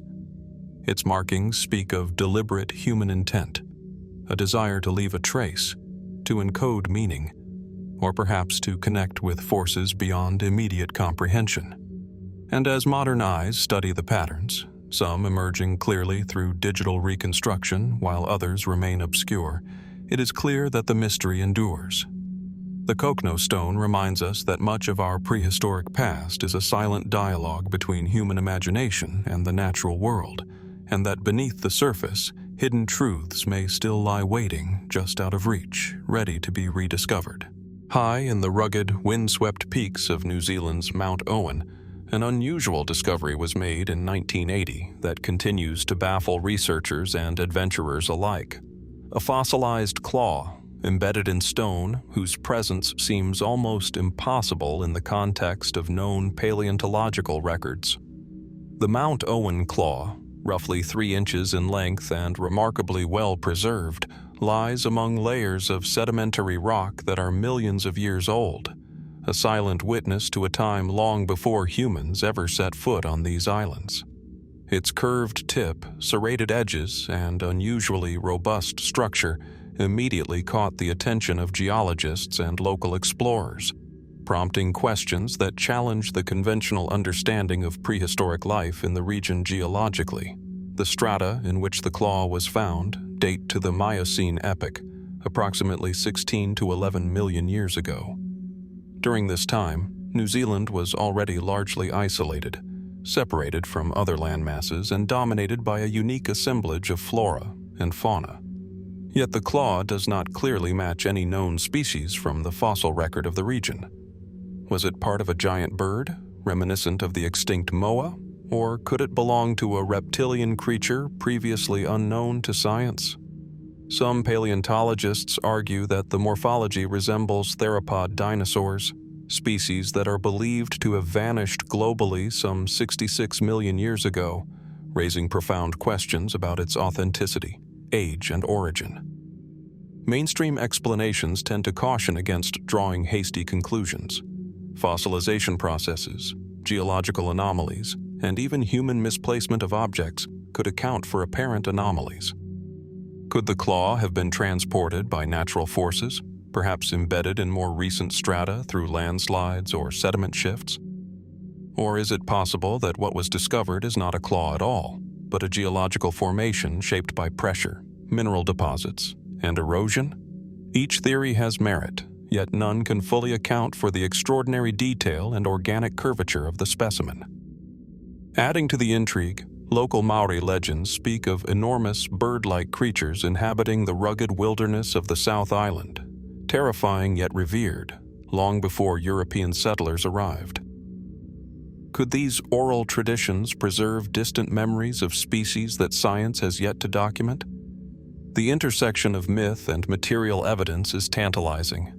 The claw seems to straddle the line between the tangible and the fantastical, prompting questions about the limits of our knowledge and the stories that the Earth itself may hold within its ancient rocks.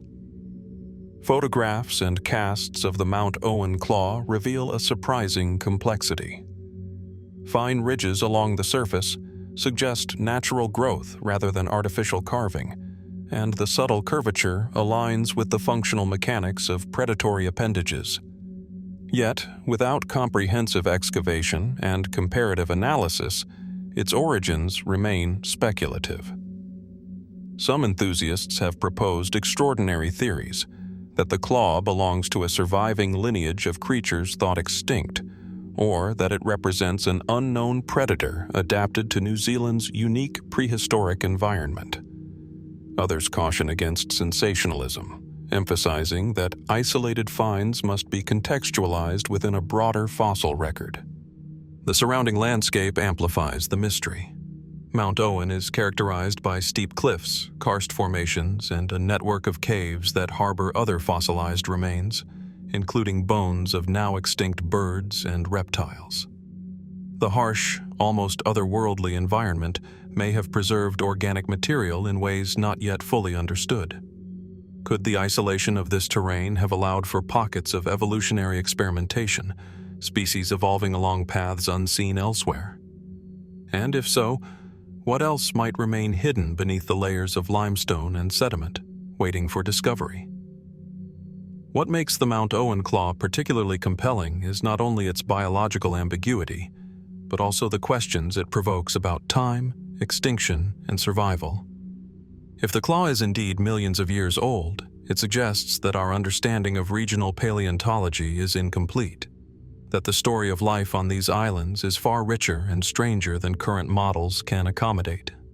Even if it is later revealed to be a geological curiosity or a misplaced artifact, the act of contemplation, the imagining of lost creatures stalking these remote peaks, illuminates the human fascination with the boundaries of the known and unknown standing at the discovery site, with the wind whipping across the rocky outcrops and the peaks of Mount Owen stretching into the horizon. One can almost sense the passage of deep time. The claw, silent yet insistent, invites reflection. What did it belong to, and what does its presence say about the Earth's hidden histories? How many other remnants of life, thought impossible or improbable, lie embedded in remote corners of the planet, waiting to challenge our assumptions? The Mount Owen claw, whether ultimately explained through paleontology, geology, or as an enduring enigma, reminds us that the natural world retains secrets older and stranger than we often imagine. Its discovery calls us to observe carefully, to question boldly, and to remain open to the extraordinary possibilities that may still lie hidden in the quiet, windswept corners of our planet. An invitation to explore, to wonder, and to confront the mysteries that science has yet to unravel. In the heart of Texas, near the small town of London, an object was uncovered in 1936 that would confound historians, archaeologists, and curious minds for decades. A hammer, embedded in a concretion of rock so dense that breaking it free required considerable effort. Known today as the London Hammer, this ordinary-looking tool seems unremarkable at first glance. Its wooden handle partially fossilized, its iron head corroded and firmly encased in stone. Yet, when examined closely, it presents a puzzle that challenges conventional timelines and the accepted understanding of human history. How could a tool, clearly manufactured with human intention, be encased in rock that is estimated to be hundreds of millions of years old? The hammer itself is relatively simple, reminiscent of designs used throughout the 19th century, with a wooden grip secured into an iron head. But the concretion surrounding it, a form of hard, compacted mineral deposit, has led to intense speculation. The rock appears to have formed around the hammer, as if it had been embedded and fossilized in a process that typically takes thousands or even millions of years. Geologists point out that mineralization can occur under certain conditions much faster than often assumed. Yet the London Hammer has been cited in fringe circles as a possible out-of-place artifact, suggesting anachronistic technology preserved in stone. Mainstream scholars approach the London Hammer with caution. Some propose that the concretion formed relatively recently, perhaps over decades rather than millennia, through the natural accumulation of mineral deposits in iron-rich water or sediment. Others suggest that the hammer simply became encased in the rock after being dropped into a crevice or streambed and later covered by sediment, with subsequent mineralization creating the appearance of ancient fossilization. Yet even with these explanations, questions remain. What accounts for the unusual hardness and density of the surrounding concretion? And how did the preservation of the wooden handle occur without complete decay, given the environmental conditions? The story of the hammer's discovery adds to its enigmatic allure. Found by a local couple exploring the creek beds along the Red River, the object seemed almost miraculous, an artifact bridging the ordinary and the extraordinary. They recognized its potential significance and preserved it carefully, aware that the surrounding rock was as intriguing as the tool itself. Subsequent examinations confirmed that the concretion contained iron and other minerals typically found in sedimentary deposits, but the timeline of its formation remained ambiguous. Could human technology and geological processes intersect in ways we still fail to fully comprehend?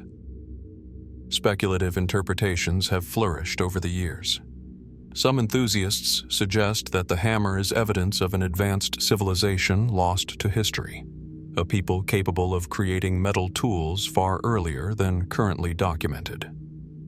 Others propose that the artifact represents a temporal anomaly, preserved in rock through unknown geological processes that mimic fossilization.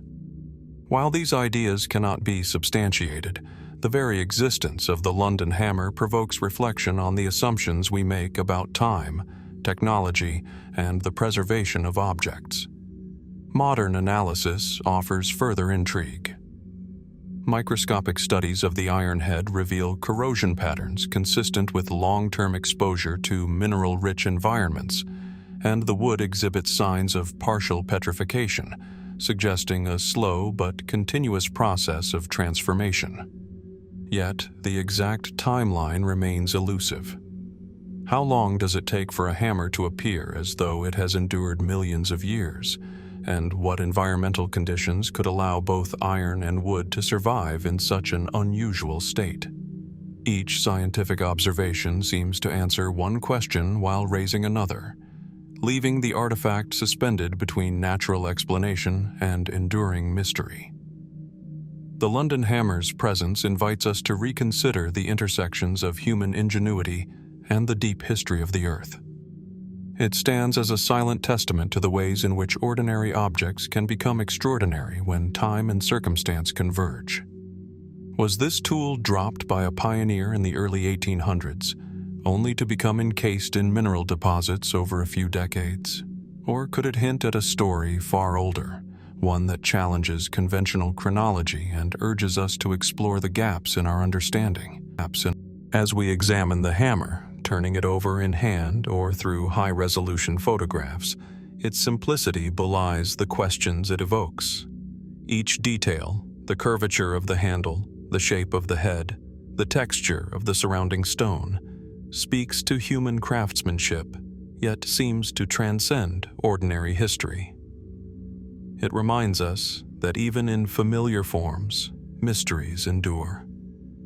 The London Hammer, whether ultimately explained through geology, human error, or unexpected preservation, continues to spark wonder. Its concretion invites us to pause, to consider how time, environment, and human activity intertwine, and to acknowledge that some artifacts resist easy classification.